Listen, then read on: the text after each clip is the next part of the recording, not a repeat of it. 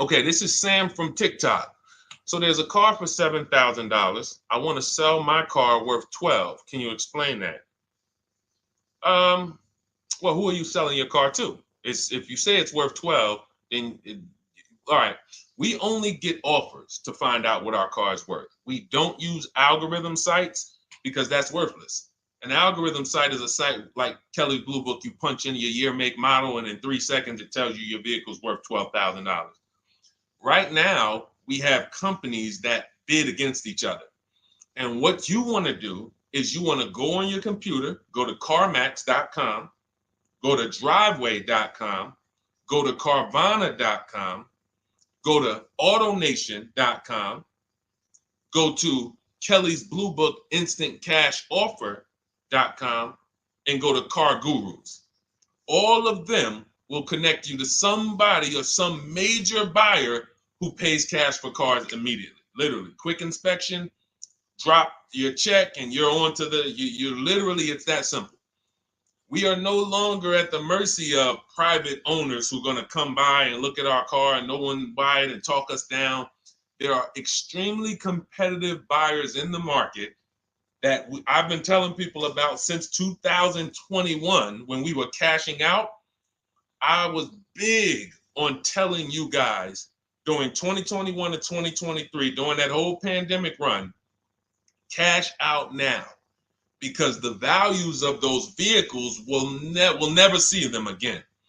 So there are some people who cashed out, but that was also the beginning of showing people that you can sell to what is called institutional car buyers. And that is what stopped people from trading their cars.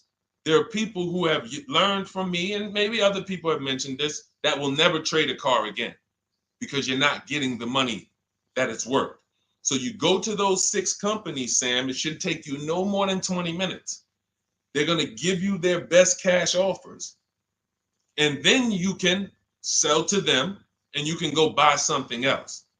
But what I want you to get in the habit of doing, everybody, is separating your transactions. What does that mean? Who you sell your car to is different than who you buy a car from. And you need to maximize each transaction. And you're never going to do that mixing all your transactions together, which is what most people do. They go into a dealer and they say, hey, I want to buy a car from you, and I want to trade my car into you, and I need a loan. 3 transactions. We don't do that. We separate them and we bid each one out using online tools. And that's how we get the prices we get. And that's how we pay less than everyone else. Okay. So the biggest thing, first thing, is go to those 6 websites: CarMax, Driveway, Carvana, KBB, Instant Cash Offer, AutoNation. And all of you who want to find out what your car is really worth, you go to these 6 websites, get your 6 offers, and then you'll find out what your car is really worth. We do not depend on any dealer to tell us what our car is worth at all. Okay? Shoot the next question up, Dolan. And you guys can continue to type your questions. We're bringing them in from all platforms. This is Terrell Taylor. By the way, everything that I'm talking to you guys about is out of my new digital book. It's called Cars from Home, 7 Steps to Saving Time, Money, and Avoiding Dealerships. Some of you may have it. If you have it, shout out to those who have it, and shout out to those who've used it to actually pay less than everyone else. And make sure I want you to be like Tiffany. Send me your deals. Send me your deals. When you get your cars, I want you to actually send me the results. Look, this is, oh no, that's not Tiffany. That's someone else who used the book. Look, used the book, got $175 a month less than her first quotes before she used the book. So send me, but you can get a copy of this book immediately for 75% off. It's normally $97. Go to my TikTok bio. You won't leave the broadcast, and you can have the entire blueprint. If you don't want to try to remember everything I'll be teaching you over the next hour, you can have the blueprint. You won't pay the $75. You'll get the 75% off. And we also have a comment pinned in the comment section for you guys on YouTube and on Facebook, and on Instagram. You go to my bio. So anyway, go get it, because it's only for 30 minutes. After the timer goes off, it's $97. It's still worth every penny. You can Google it. 5-star book. You can see all the people who rated it, all the people who's using it. This isn't a test. to do, but I want you to get it at 75% off. It's better to pay $24 than $97. Okay, Terrell Taylor. So you said, Terrell Taylor on YouTube said, I have $35,000 to $40,000 to buy a truck with. Should I buy a used or a late model new, 2022 to 24? So whenever we're considering a late model used car, this is a model like Terrell said that is 1 to 2 years old. Let me tell you why I don't like shopping for those first. I like to shop for a new price first. Whenever you are buying 1 or 2 year old used vehicles, you have to realize something. How do dealers get used cars? Trade, or they get them off lease, they buy them. When you have not waited 3 years, you're not going to see a lot of used vehicles in that option because most people don't buy a vehicle and then trade it in 2 years. So you're not going to see a lot of 1 and 2 year old used vehicles. I don't like that because when there's not a lot of a vehicle, the people who have that vehicle get to set very high prices that we have nothing to compare it to. And that's a recipe for losing and overpaying.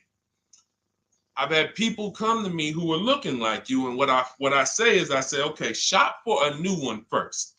I'm gonna tell you why. When you shop for a new one first, you get to see what the market value is. So take Sean. I'm showing Sean. Some of you have seen Sean. He got an F-150 Lightning XLT, $73,000 vehicle. Using what we teach and getting bids from home, using the Cars from Home system, he saved $21,000 on a new one. That was his best offer. He got multiple offers because we always get at least 5. So his best offer, he saves $21,000. If he had gone to look for a 1 or 2 year old one of this, he would have never known that the new ones he can save $20,000 off of if he shops right. Now, some vehicles, it might be $7,000 off, $10,000 off, $5,000 off. The point is, until you know what the new market is for a vehicle, you can't shop a 1 or 2 year old one. Because what happens if you shop a 1 year old version of what Sean got and he goes and he pays, he pays 65 for it because he thinks, or let's say 60. Let's say 60. A brand new one, 73. Someone else is charging 60. All right, it's 2 years old. Let me get that one. Not 15 grand off. Problem is, he just overpaid for a vehicle because he could have got a new one for less than he got that 1 or 2 year old one. That's why the recent shoppers, anytime you guys are shopping 1 or 2 year old, you have to shop new first to find out what the market is.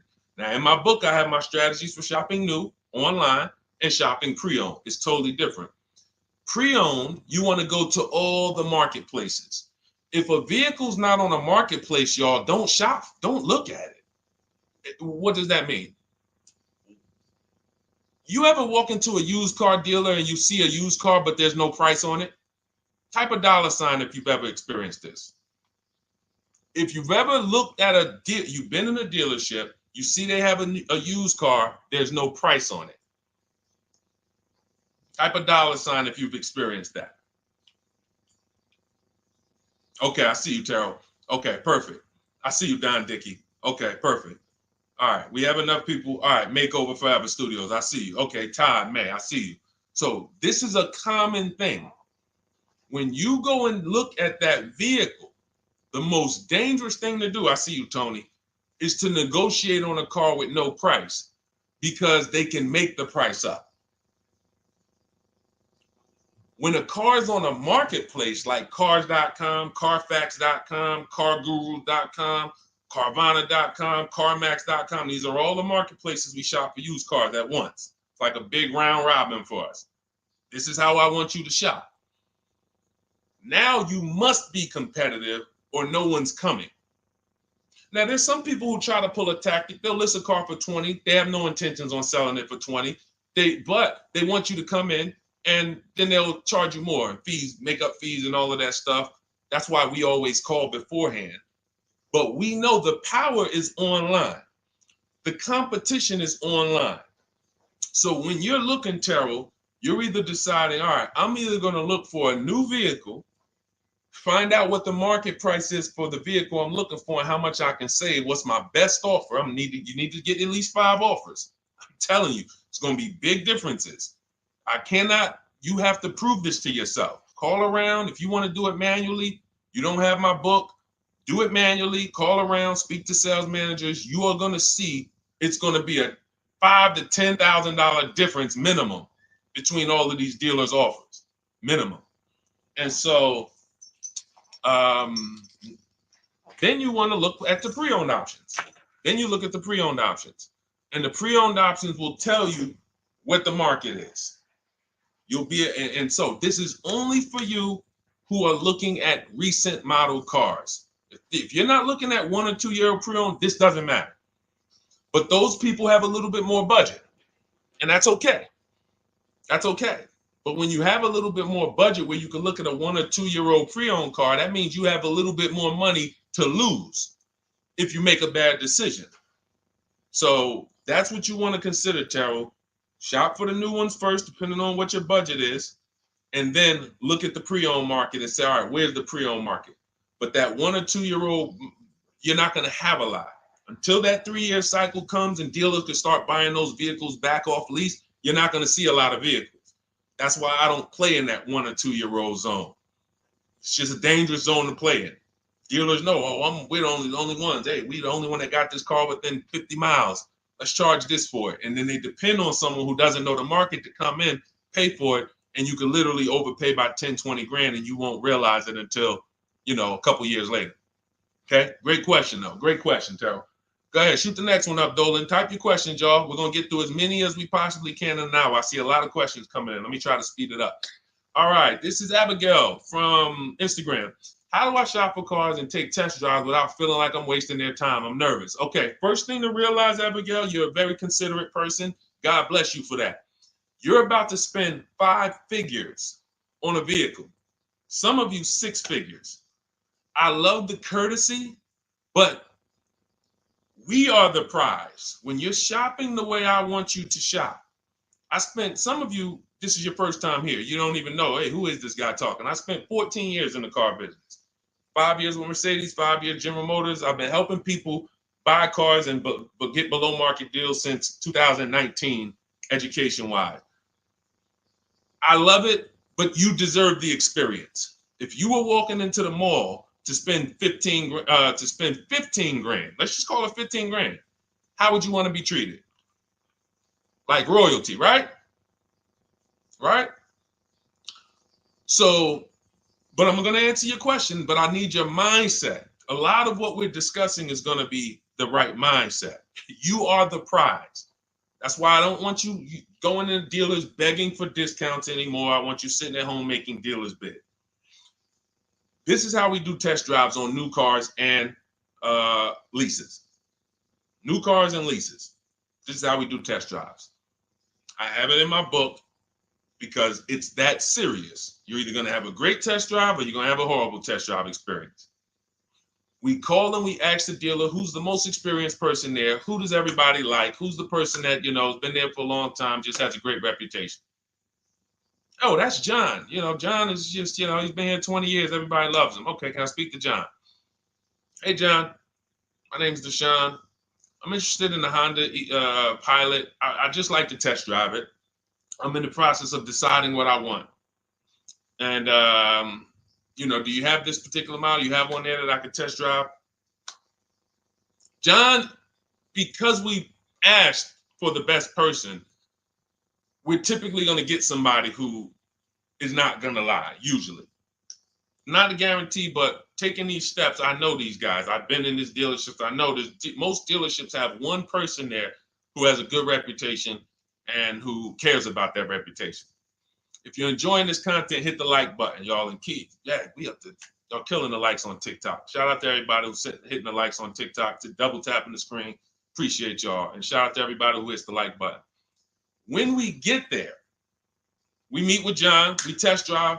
John, thank you so much. Can I have your card? I'll leave you my information. And if this is the vehicle I want, I'll be in touch with you. Perfect. Oh, Deshone, we don't sit down. We don't think. No, we never sit down. I'm telling you that there are things you must unlearn about the shopping process if you're going to win. And what does winning look like? Getting the most money off in the least amount of time. There's no leverage that you have when you sit down and try to negotiate with a car salesman. Every single dealer around you that wants to compete for your business, you can't talk to them while you're sitting in one dealer talking to a car salesman. That's why we don't do it. We get a card.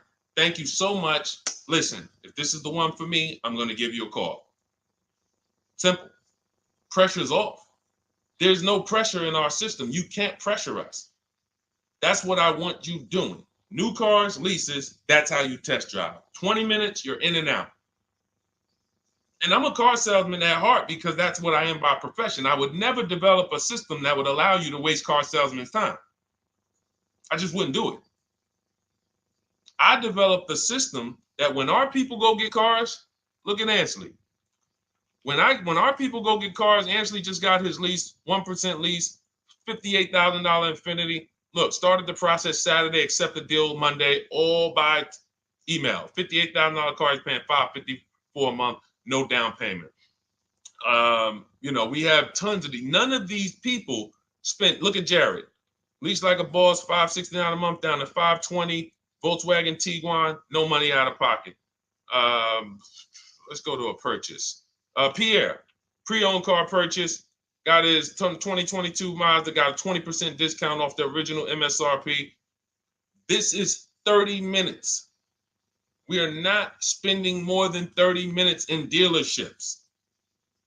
Who doesn't want to spend more time in dealerships? Type me if you're like Deshone. I don't want to be in dealerships that long. You thought you had to be in dealers to save the big money, right? You thought you had to be in dealers to save the big money. I'm showing you as someone who pays less than everyone and who teaches people to pay less than everyone. Look, Kimberly, $20,000 off a Maserati, shopping from home. Because when you can talk to more people at once, the discounts fly off. And you see that all these dealers want to compete. So what you want to do, the best thing you can do to not waste people's time, Abigail, is to shop from home the right way. Because when you shop from home the right way, you realize it's only a few things you need to be in the dealership for. That's your test drive. I just told you how to set it up. With used cars, we do it at the end. But we're only there for a second. In fact, when you go to pick up your car, they're going to tell you, thank you. This was one of the most easiest deals I ever made in my life. Because you came in, you emailed us, you knew what you wanted, you gave us the information we needed, we made you an offer, you knew what you were decisive. We have all these scripts. By the way, in my book, I have all the email scripts. You don't have to even think about what you're going to say. It's literally copy and paste, copy and paste, copy and paste, copy and paste when we're shopping for new cars and leases. With used cars, before I go to the next question, I want to hit on the used car process. Used cars, we must test drive at the end. We can't test drive used cars over here and then go and buy another used car over here. So what we do when we narrow our choices down on all these marketplaces to our top 5 favorite vehicles, we need to verify that there's no bogus fees. When I was shopping for my Infiniti truck, I narrowed it down to 4 vehicles. But I'm going to tell you something that's the most, who's bought a used car in their life? Type the letter U. I need you guys to program what I'm about to say into your brain cells for the rest of your life. Type the letter U if you bought a used car or if you plan on buying a used car one day. Type the letter U. All right, I see you, Michael. Don Dickey, okay. Terrell, I see you. Blizzy, Tony, okay. Lori, I see you. Victoria.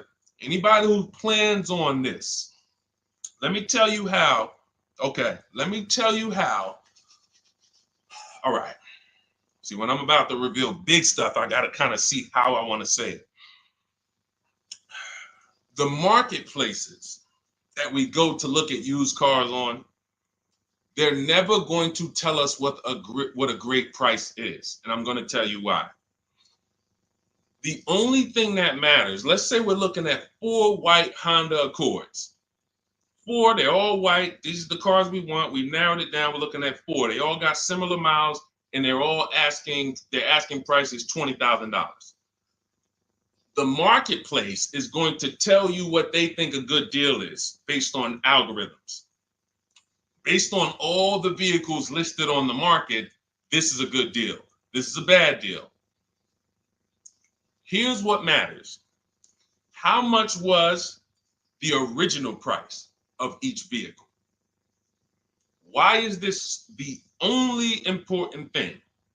Because if we're looking at 4 white Honda Accords, but one of them was $35,000 when it was new, one of them was $39,000 when it was new, has a sport package, some special technology. One was $31,000 when it was new. One was $29,000 when it was new. What's the best value? What's the best value? You see how we clearly just went from, wow, all of these vehicles look the same. Similar price, similar asking price. But once we found out, wait a minute, this one right here was $38,000 new. This one here has the cameras in it all around and the self-driving package, and it has the same asking price, or it's maybe $1,000 more. This is what I call the true value discount. The true value discount. And let me tell you why the marketplaces will never tell you this. Because if they advertise the true value discount, someone has to be at the bottom. In other words, when you're looking at Honda Accords, if you could go right to the true value, who's giving me the biggest discount off the original MSRP? That means the car at the bottom, they might be giving you no discount off the MSRP. We saw that during the pandemic. There was people selling, who remembers people selling Toyota Camrys, 3-year-old Toyota Camrys, for the same price as they were when they were new? There was some deal, everyone wasn't. I know a couple dealers, I know a couple general managers who run dealerships who are ethical. And they said, look, I don't care what the market does. I can't sell a used vehicle for the same price it was when it was new. I'm not doing that. Because when that customer comes back in 3 years to deal with me, I'm going to have to help them again. And if I bury them in their car, then I'm not going to be able to help them. But there were plenty of people who was. The true value discount is all that matters, which means we have to know what the car was new. We have to find the Maroni label. We have to go on the Carfax. We have to go to where the window sticker is and get the original price. And then we'll clearly see, oh, that's the best used car. And no one else shops like that. No one else shops like that. If y'all get that, type dollar signs. If you get that, what I just said, type dollar signs. That is what is important, not what they tell you is a good deal. So going back to me, when I got my Infiniti truck, 4 vehicles, all in a similar price range, all white. They were between $1,800 difference from each other, similar miles. But once I found out that one was 46,000 new, one was 48,000 new, one was 52,000, and the one I ended up getting was 54,000. That separated it. The one that was 54,000 new, they were giving me a 42% discount asking price. These are things that help you cut through the mess, the smoke and mirrors of the car business. In order for you to win and pay less than everyone else, you have to cut through the smoke and mirrors. That's what I'm great at showing you because I was in the business. So these are the things that, again, if you say, Deshone, I need the whole blueprint. I need to give me the step-by-step. I'm leasing, used cars, high mileage, new cars. Give it to me step-by-step. That is my new digital book. It's called Cars from Home, 7 Steps to Saving Time, Money, and Avoiding Dealerships. It'll be in your inbox in literally 5 minutes, and you get yours for 75% off. Support yourself and support your family by getting your copy. Go to my YouTube comments. We have a link right there pinned for you guys. We have a link in the Facebook comments. Get your book for 75% off for the next 30 minutes. You'll see a timer on the page. Now, if you're on TikTok, click that picture of me and go to that link in my TikTok bio and click the one that says 75% off to activate the 75% off link. Get your book so that you never have to wonder about this. Now, we're going to continue, but I just know as we answer more questions, some of you are going to forget that. What we just went over in the last 10 minutes, this next question, you're going to forget all of that. All right? Now, Dennis Gamister from Instagram, on a lease agreement, does the deal use the MSRP or the discounted price? So when we're shopping for leases, this is what we do. We get all our offers this is how we construct our offers. If you've ever looked on these commercials and you saw, well, Deshone, when I look at leases, though, it seems like, one, they limit me on miles. And then I also see that they want a bunch of money up front. You are correct. But they only limit you on miles according to the miles you told them you were going to drive. They don't pick the miles for you. We select the miles. And what ends up happening is people will, because they typically don't know how to shop, they're negotiating. They'll say, all right, well, my payment's $400. That's my budget. I drive more than 10,000 miles a year, but I guess I'll just take the 10. Instead of paying $20 more to get 12, they'll take the 10, and then they'll say something like, if I go over, I'll just buy it. Horrible idea. Absolutely catastrophic idea. Or if I go over, they blame the lease. They literally will get the penalty, get the bill for the 6,000 extra miles that they used, and they're charging them 25 cents a mile now, and say, man, this is why I don't want to lease, because they limit me on my miles. No, they didn't. To save $20 a month, you pick the lower miles. You can customize leases up to 15,000 miles if you want, 18,000 miles. Look at Jen. Jen just got her lease on her Honda. Hold on, where's Jen's lease? She got an 18,000 mile a year lease. Now, the way we shop is 12,000 miles per year, only first month's payment due at signing, and we shop it taxes and fees in the payment. Jen, her best offer on her Honda CR-V hybrid, which is one of the most popular hybrid crossovers in the market, she got $512 a month, 12,000 miles. That's a 1.3 lease. We'll talk about the 1% rule for great lease deals and the 1.5% for overpaying. She gets 1.3. She bumps it up to 18,000 miles per year. But look how much more, y'all. $50. So for $50 more a month, she, instead of driving 12,000 miles, she gets to drive 18,000 miles. And she gets to drive as much as she needs to for $50. Versus her saying, you know, I'm going to take the 12 knowing I don't drive 12, and then I'm going to get penalties and, again, blame the lease. The lease is custom. And the first time I learned about high mileage leases was when I was working at Hyundai. I was a manager at Hyundai for a short period of time. It was a highway dealer. The guy ended up going to jail. It was typical, like, you know, I've worked in some dealers, some phenomenal dealers, but this one was like, if you ever could imagine the prototypical highway scam dealership, I mean, this was it. So I was only there for 6 weeks, but I was a manager, and what I saw was I was taking care of this guy's lease who was just finished with it. He had 72,000 miles on it, and I went out there and I said, wait, you leased this? 72,000 miles? He said, yeah, I always lease now. He said, I used to come in every time I bought a car, my negative equity was ridiculous, $15,000, $10,000. I had to keep writing these big checks. And I just said, you know, let me switch to leasing. A customer taught me about high mileage leasing. That's why when I say car salesmen aren't trained, they're not trained.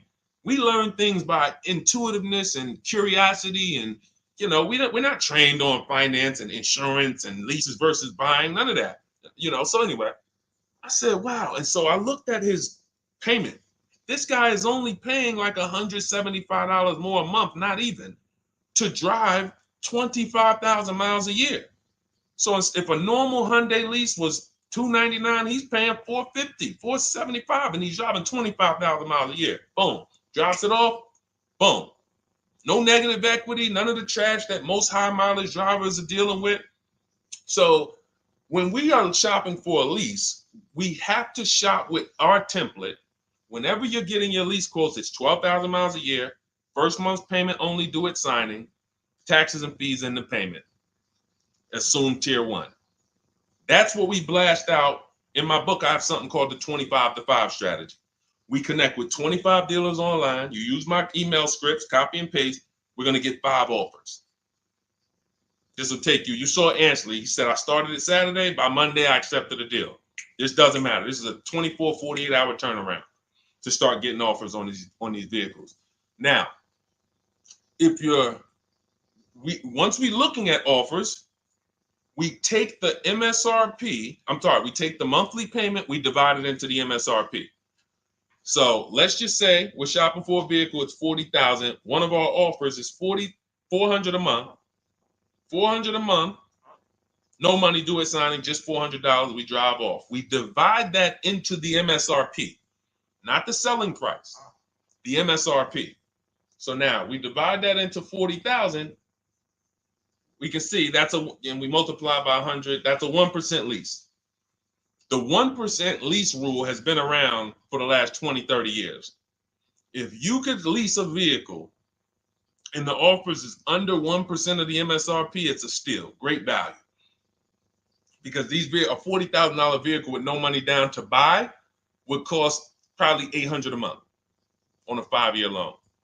So it's incredible value. It's a steal. You don't have to worry, am I overpaying? Nowhere near. You're still in the vehicle. And we have some people who shop from home using the car. If you're Deshone, do those deals really exist? If you're on YouTube or Facebook, you can see right now, look, Greg got a 1% lease on his Kia EV6 Win, $527 a month, $56,000 vehicle. Look, Zafrina, $579 a month, $65,000 vehicle. Ansley, you saw Ansley's Infinity. Rosalie's Infinity truck.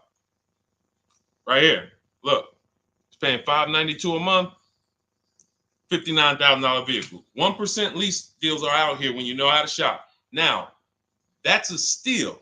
That doesn't mean that's the best. That doesn't mean, if I can't get a 1% deal. In order to get a 1% deal, you have to not just shop. You need major support from the manufacturer. The lease program has to be good. The rebates have to be good. The residual value have to be good. The money factor, which is the interest rate, have to be good. There's a lease program that no dealer can control. So when we get these offers, that's how we're judging them. Divide the monthly payment into the MSRP. In my book, I have a calculator that I created where we put all our offers into it, and then it spits out what we call counter offers. So we get 5 offers, 7 offers. We put them all into this calculator I created. Again, this is the best $24. If you get there for $24 before that 30-minute timer and you get your copy, it'll be the best $24 you ever spent. I hold myself accountable to that. You can Google the book and read the reviews. There's software that we created that that's how you're judging your leases. You're looking and you're comparing to the 1% rule. Now, when you get to 1.5%, we can't make those deals. We're paying too much for a vehicle that we're giving back. We have to see, there was no indicator before I created the 1.5% rule. As much as I love educating people on leases, the only people who should be leasing is if you're not keeping your cars 8 years. All of you long-term people who you keep your cars more than 8 years, don't think about leasing at all. You should be shopping for below market purchases. But if you're not keeping your cars 8 years, you're losing thousands of dollars not leasing cars. Depreciation is where you lose. Resale value is where you lose. So the 1% rule is what our anchor is, but 1.2 is great value. 1.3, great value. 1.4, good value. 1.5, good value. Anything over 1.5, now we're paying too much for a vehicle that we're giving back. So that's how we're judging. That's how we're judging and comparing our lease offers. And with the calculators that are in my book, you can literally do this in seconds. This stuff, these mathematical things that used to be complex, even hard for me to explain, when you're using the stuff in my book and you're seeing, wait, There's calculators I can do this. Boom, boom. Why don't these calculators exist on Google? Because anything that makes dealers compete, they're not going to make for you. They'll make stuff for you that allows you to see more and do this and make it easier and faster and connect to get a loan quick. But competition, any tools that create competition, they're not going to make those for you, because that's where the real money comes off when you make dealers compete. Okay, so you want your copy of Cars from Home, 7 Steps of Saving Time, Money, and Avoiding Dealerships. Click the picture of me on Instagram or TikTok. It's going to take you to my bio. You won't leave the broadcast.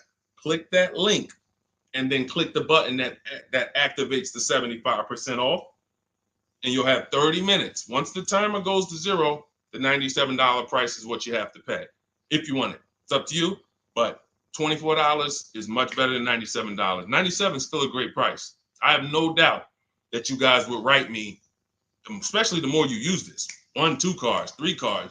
You get 1 lease this year, a used car next year, a new car about 4 years, and Deshone, what about when websites change? What about, this is an online system. Websites go out of business.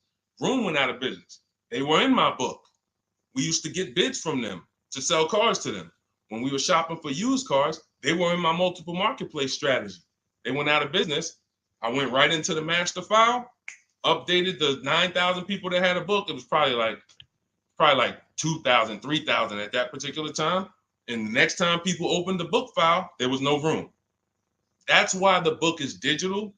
That's one of the reasons. You'll see the other reasons is I have scripts that I link you to. I have PDFs I link you to. Videos I link you to. I couldn't do this with a real physical book. So again, in the YouTube comments, in the Facebook comments, we have a link for you guys to get your book at 75% off for 30 minutes and use it. All right, Dolan, shoot the next one in, brother. Let's go. How old of a used car should a person buy? That's based on budget. I like to start with, when we open those marketplaces, Tony, you want to start with the most recent cars. The first thing you're doing when you open up the marketplaces, y'all, first of all, we're creating accounts.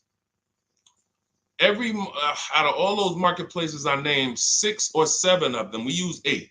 We use eBay Motors, we use Carfax.com, we use Cars.com, Autotrader.com, CarGurus.com, Carvana, CarMax, Driveway, and that's 8. 7 of those, or 6, allow us to create an account. Why is it important to create an account? So that every single new car that matches our criteria, as soon as it's listed, we get a notification. The people who have that notification on, most of them don't know how to assess the market like I'm showing you. So even if they get a notification that the car was just posted, they're not going to have the information to take advantage of it. They're going to hesitate. What we do is, the first thing we do after we create our account is we're now assessing the market. Where's the low prices? Where's the high prices? And I'll usually go 3 years back, sometimes 4 years back, and let's assess the market. Now, I have another calculator in the, matter of fact, let me show this to you guys. I have another calculator. It's called the Perfect Budget Calculator. The Perfect Budget Calculator. What this does, you guys can't see this on YouTube, but you can see it on you can't see this on TikTok. But if you go over to YouTube, Facebook, or Instagram, you'll be able to see what I'm sharing right now. Now, what often happens is, let me share this. Hang on. Boom. Okay. So now what often happens is, a lot of you will say, I could put down $2,000, but, if I don't have to, then I won't. Or, if you get a car and you pay $15,000, if you pay $500 a month for 5 years, that's a lower price you paid than paying $500 a month for 6 years. So ways to manipulate our budget is to shop within our budget for a shorter loan. This is all stuff where I said, okay, people don't know they need to be doing this. So let's make a tool that does it for them. And this is, you get access to this when you get your copy of Cars from Home, my book. So let's say we do something called an equity assessment. Everybody who has a car, remember I was mentioning a little while ago, we go to these websites, Driveway, Room, or all these, and we find out what our car is worth. Let's say you're like, man, okay, if I sell my car to CarMax, I'm actually going to have $3,200 of equity. All right, so when I sell, I'm going to put that into my budget. All right, now max, my down payment, max I could comfortably do is $1,500. That's max. Now, we use the average interest rate, and in my book, I give you a link to see what the average interest rate is at the particular time you're going to be shopping. Let's just say it's 6.9. Now, we enter a comfortable monthly payment. Let's say you're like, all right, I don't want to go any more than $425 a month for 6 years. That's my max. You enter your state so we can pull the taxes and we can pull the fees. New Jersey, calculate budget goals. Now it's going to ask you a comfortable monthly payment on a 5-year loan. You might say, all right, same thing. I still don't want to go over 425 no matter what. Perfect. What this does is create multiple goals. And it creates multiple goals. It creates a starting point. Now, if you find a car at this price, $18,776 or less, you can do a 5-year loan, use none of your equity, so this will go in your bank, and use none of your down payment. Now, next goal may be, okay, $22,000 or less. 6-year loan, no equity, no down payment. So the first two goals are no money down goals. If I find a car anywhere in these price ranges, I can do these deals, no money down. Now, this is one where I use my equity, but no down payment. Goal number 4, I use my equity for a 6-year loan, no down payment. Now, goal number 5. Now you can see the price of the car is getting higher. Use equity, use my use equity and down payment, but it's 5-year loan. And then here is your max budget. Your max budget, which is fine. There's nothing wrong with if you find a vehicle that, once you use this and you find the best price vehicle, as long as you are under this number, you are fine. The problem is when you go over that number. The problem is when you go over budget. All of these goals are your budget. So when I got my Infinity truck, I got my goal out. It was my fourth goal. Now, this is how you make sure when you go out to shop, and look at the top. What does it say? You select your state determines the sales tax, will factor it in, give you precise figures. Now, you'll notice, what about the fees, Deshone? Don't all these cars charge fees? We've already factored in the taxes, and we've added $1,000 for fees. What is $1,000? The documentation fee and the motor vehicle fees. It's all in there. So you can go out and know that's my max budget. I cannot buy a vehicle, make a deal on a vehicle where my purchase price is more than $26,729. That's the perfect budget calculator. So there are certain things that I had to create. No one does them. Everything that I was referring you guys to, all the websites, I was doing this, and there was some things where I couldn't refer you to anything because it doesn't exist. We had to build it. So this is how we make sure we are shopping, whether it be for new cars, used cars, below our budget. And that's not how you make, but here's the thing. I need you, before we go to the next question, I need you to understand something. That doesn't make sure you pay below market price. You have to combine this with getting bids, because you can be within your budget and pay over market value. There's 3 types of prices you can pay for a car, whether it's a new car, used car, or lease. Did you pay market value? That's what everyone's paying. Average. Did you pay over market value? Our only deals we make are below market value. And the way that happens is through bidding and creating a marketplace around you where all these people are competing for your business. That is how you combine that with the budget.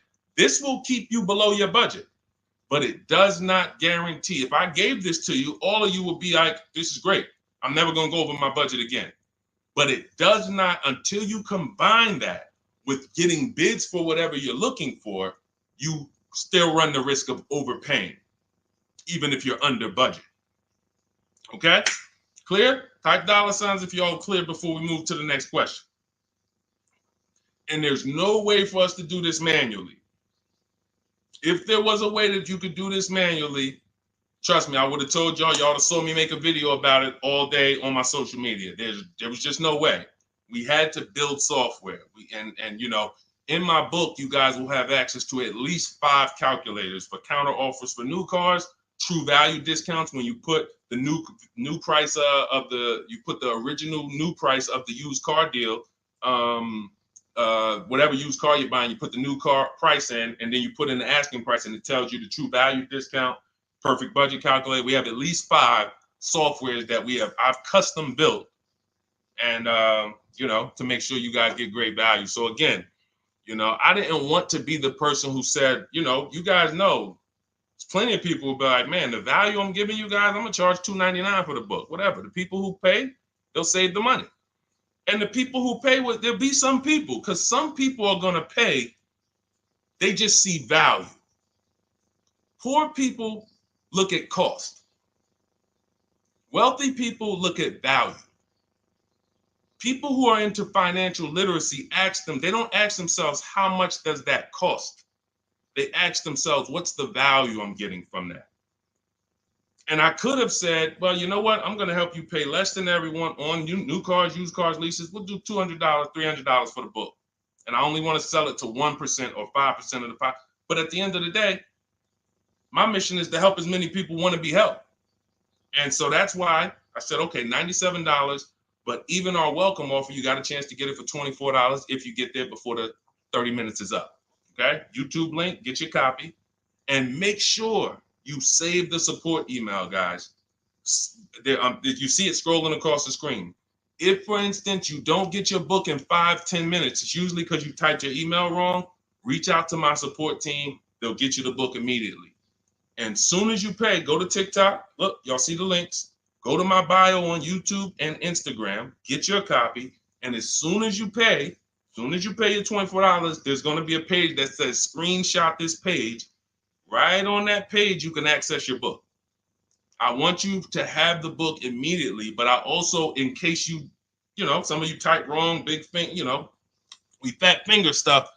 I want you to have the support email so that you can reach out to my team so we can make sure that book is in your inbox so you can use it and start saving money and building confidence. Okay, Dolan, next question, man. Let's keep it rolling. Okay, there's something about Mary on Instagram. I bought a car as is, and in less than a month, motor lock, can I sue for selling me a lemon? I'm not a lemon law attorney, but that is not what a lemon law case is based off of, in my understanding. Lemon law case is based on you buying a vehicle and the same thing continuing to go wrong at least 3 times. You know, that's a general overview of, you know, what the lemon law process is. And if y'all are enjoying the broadcast on TikTok, can y'all just double tap the screen and keep running those likes up? Every time y'all do that, y'all help TikTok bring more people here, and I appreciate it. If you're going to spend some time with us and, you know, every time just you hear something you like and you're like, man, we got to share this. Oh, and shout out to Madhu for sharing. Here's the thing. I made a video about this the other day because a friend of mine got a used vehicle and the transmission went out on him in about a month. So it wasn't the engine. But when you buy a vehicle as is, it's very tough for you to have any recourse, anything that you can do, because you're signing a contract that specifically says as is. It's very tough. What I would do if I was you, because the damage is done. I just found out what it would cost me to put a used engine in the vehicle, rebuilt in a used engine. You know, salvage yard. You need to, and especially if you're buying cars that you're paying cash and you're buying as is cars. These are probably cars that are under 10 grand, 12 grand. You need a mechanic. See, because that's a strategy. There is a great strategy called buying inexpensive cars and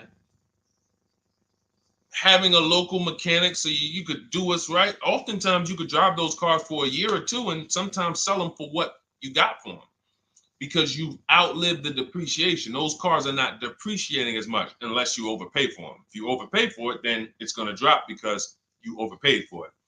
But if you pay a great price on some of these vehicles, you can oftentimes win with this, but it requires skills. One of the skills is, how do I avoid engine issues, transmission issues? So a couple things for those of you who may be going this route, you need to narrow your search down thoroughly based on title history, service records, accident history. That oftentimes you'll see, if I typed in right now 2018 Subaru Outback longevity. That's one of the things we do. It's in the 4th step of my book. Before we get prices on anything, we do a quick 5-minute search to make sure these aren't bad cars. There are bad cars out there, but there's data that shows us. If I type that in, it'll tell, okay, these vehicles are known for lasting 100,000 to 300,000 miles, depending on how they're maintained. That means you could have a quality vehicle, but if it wasn't maintained correctly by the first owner or owners, it's going to break down. The life cycle is cut short. These are preventable mistakes by simply checking Google. Now, we narrow these things down based on title history, service records, accident history. Once we do that, I don't mind buying a 10-year-old. I bought a car that was it's my around the city car. I drive it probably 200 miles a month. I bought it from a owner in South Orange. He was a 98-year-old man. He's had it for 10 years and he knew everything about it. He leased it for 3 years, then he bought it. So he's really had the car for its entire life cycle. That's what you want because you're able to look and see the service records. I don't mind. We have to take the risk off of ourselves, and the risk off of ourselves with used cars to prevent ourselves from buying these used cars that are breaking down on people and they're always in the shop and, they're dying on the road and you got to keep the tow truck on speed dial. It's simply a matter of checking to see the reliability records of the car, which is easily accessible on Google, the way I just said, and then making sure the one we get was actually maintained correctly. And that's going to give us the best chance of having a great experience. These are the steps we must take. But in your particular case, there's probably, I don't think you have a case. You can certainly reach out to a lemon law attorney. I don't think you have a case at all. I think because it's buyer beware with cars. It's buyer beware. That means it's on you. If something goes wrong, it's on you. And so what I would do is I would find a local mechanic that I trust, that everyone loves in the neighborhood, and I've been there for 10 years, 20 years. And I would say, listen, can you find out what it would cost me to put another engine in this vehicle? My father did this on his GMC Envoy about 6 years ago. It was a 2008 Envoy. The engine went out on him. He put a new engine in the vehicle. One of the best $2,000 he ever spent, $2,000 or $2,500, whatever it cost him. They put a new engine in that vehicle. He still has it. He's about to sell it for about $4,000. He's had that vehicle from 2013. Think about that. A lot of people, engine goes out, they sell the car. It's worthless now, so they take the loss. Meanwhile, man, let me come up with $2,500, and I still got no car payment for the next 6 years. We don't need to be so quick to go replace our cars. If we follow these strategies, we can actually, I love to see more people doing that. Just go fix the car. But don't go to the dealership to fix it when they tell you, hey, the engine's gonna cost $10,000. And what does the dealership say, y'all? When you have these major issues and the dealership tells you the transmission is $7,000 and a new engine is $10,000, what's their suggestion? What's their suggestion when they tell you that? Because they already know you're gonna be like, yo, what the heck? I can't pay all of that. What's their suggestion?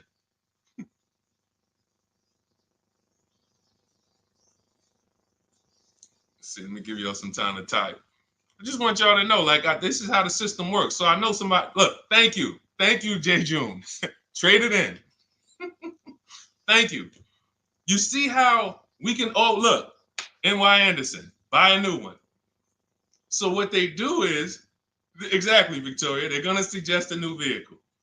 So if we know, now watch this, as your vehicle is worthless, you don't have any opportunity to put it on a competitive market to see, well, how much would somebody pay for that? They've already assessed the value and they want to structure your deal, have you take that major loss for that engine. They're going to put the engine in for a lot less than that and they're going to resell it. And now they sold you another car. When you could have just literally went to a mechanic, got a rebuilt or got a used engine, put in that vehicle, cost you $2,500, maybe $2,000. And literally you're on the road for another couple years with no car payment, keeping money in your household versus now I'm in another $400 a month payment. Okay? This is what it's about. And if you're like Deshone, well, I don't want to keep a car that long. We talked about you earlier. You shouldn't be buying cars. Because the keepers on here who keep cars 8 years, 10 years, who has a car they've had in their driveway for more than 8 years? Type the number of years. I want to explain something we're going to help a couple people learn a lesson here about themselves because they're going to be like, they're going to realize they're not keepers. Look, look, we need to show people because some people think, oh, I keep my cars a long time. I keep them about 6-7 years. We need to show that that's not a long time in the world of cars and depreciation. So Michael, 15 years. Michael got a car that he's had for 15 years.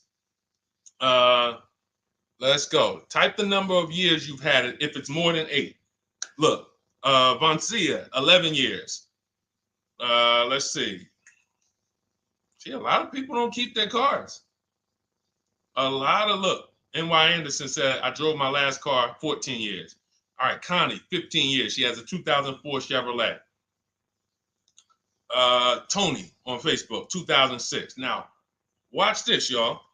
If you ask me, Deshone, what's the way to get the most money out of a vehicle? It's to do what they're doing. Tanaya, 9 years. No, Renata, not less than 8. Not less than 8. We're trying to put you into a different cat. We're trying to help you see the category you should be in. Look, 9 years. Donna, 15 years. What's so important for y'all to see about these people is that they have beat depreciation. And that means whatever their vehicles are worth today, a year from now, they're going to be worth about the same. If their vehicles are worth $4,000 today, a year from now, they'll be able to still sell it for about $4,000. But the thing is, they're trying to get the most money out of it because the cost of replacement is expensive compared to what they're doing. No matter how much they got to pay to keep those vehicles on the road every year, a little couple $100, maintenance, whatever, it's nothing compared to going and getting a new car and bringing hundreds of dollars a month or thousands of dollars in the form of cash out of our household. And everyone's not going to do that. And that's okay. You should not be buying cars. You should be shopping for below market leases. Because again, there's 2 ways to save money. Do what the keepers do. You just saw all the keepers. We shouted out all of them. And the other way is to go in and not tie money up in the vehicles in the first place. When you look at somebody like Danielle, she's driving a $44,000 Audi, 2024 Audi A3. That vehicle is $800 a month to buy, no money down. $800 a month for 5 years, maybe $700 a month for 6 years. She's paying $550 a month. She didn't tie up the money in the first place. That's the name of the game with leasing. Bonita on her Telluride. This is also to show you it doesn't matter what the market does. The market could be up or down. We're going to pay less than everyone. This is Bonita. She got a Kia Telluride during the pandemic when everybody was paying ridiculous prices. That's why I show her 2022. Look at the date. She said, I'm driving my dream vehicle, $600 a month. People were leasing. And I know if somebody watching this and they're like, if you leased a Kia Telluride during the pandemic, you are not paying what she's paying with no money down. I know it. I know it. People were DMing me, Deshone, I want a Telluride. They want $900 a month for them. I know people weren't paying $600 a month, but she came in, used our bidding system, used the same strategies you're going to have access to in my digital book. She got $600 a month from home without being in a dealership. Her dream vehicle. This is how you win. You're either going to not tie up your money in vehicles, you're going to drive new vehicles that don't have problems because they're always under warranty and you're paying cents on the dollar compared to people purchasing, or you're going to be a keeper like Michael and like Donna and like the people who said, okay, I'm keeping my vehicle this long. That's why in my book, it's 7 steps. But the first step is to ask yourself how many years you're keeping your next vehicle. That is the first question I would ask you if you and I were shopping together. My first question to you would be, Michael, how many years you want to keep the next vehicle? 8 or more or less than that? If you said to me, Deshone, I'm going to keep it at least 8. All right, let's go for the purchase. New or used, depending on budget, but we're purchasing. We need to find a below market purchase. If you said, Deshone, I'm 6 years max. I can't see myself keeping a car more than 6 years. All right, we're going to shop for a below market lease. Because the money you're going to spend in a below market lease, when you get these below market lease deals, not commercial leases, not what you see on advertisements. Those are ridiculous prices. We don't pay those prices.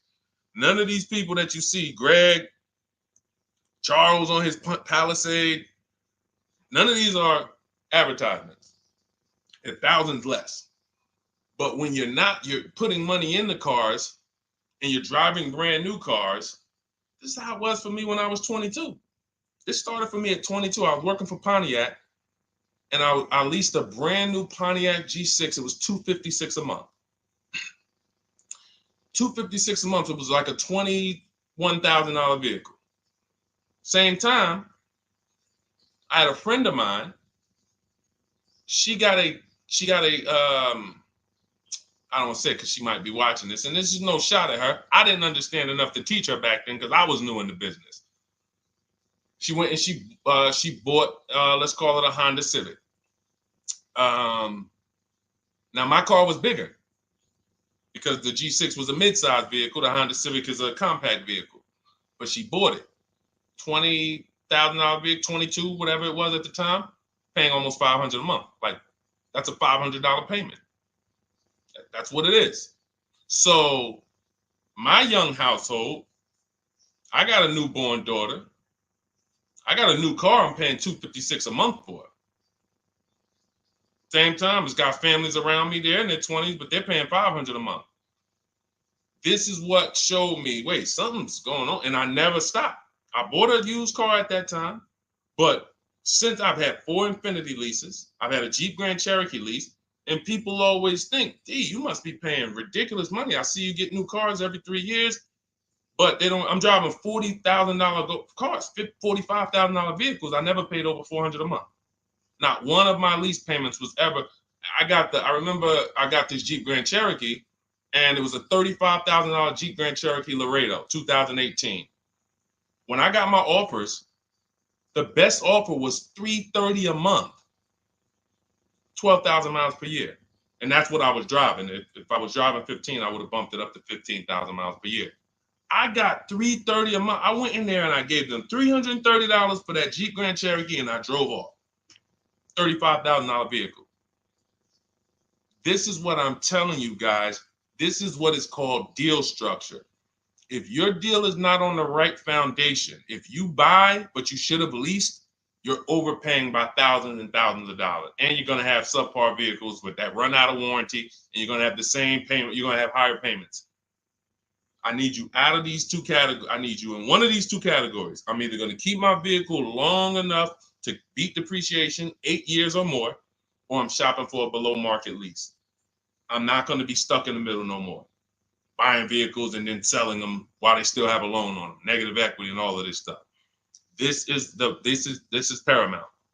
Okay, the buying versus leasing thing. I need most of you to put this to bed today.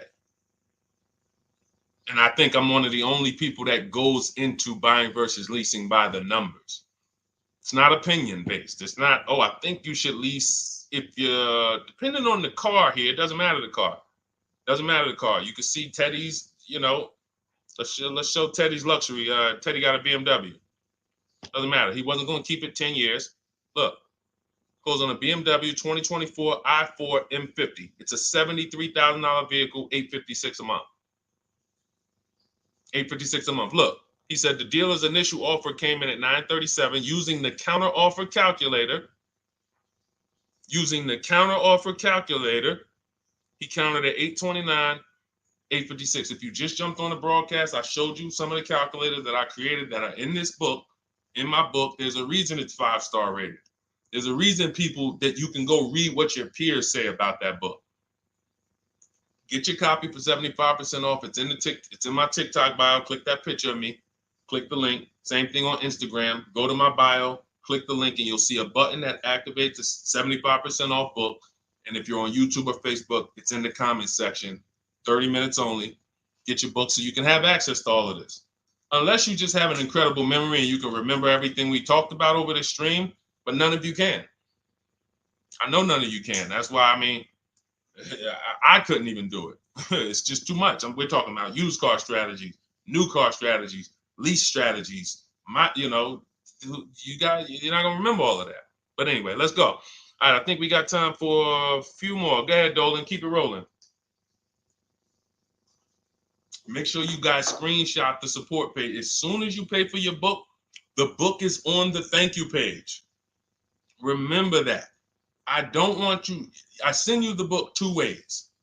As soon as you pay, it says access your link below, open it. You can click it and save it right to your phone or computer right then and there. If you do not save it right then and there, make sure you screenshot the support page or use the support email that's scrolling through the screen. This is not for questions. Do not send me general car questions here. I don't answer questions by email.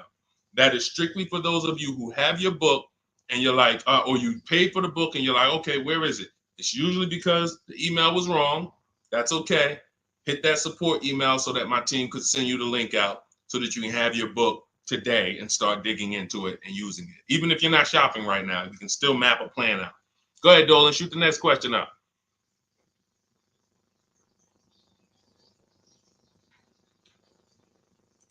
All right, this is Victoria from TikTok. Any tips for how I can get the highest trade-in value for my existing vehicle? Of course, bids.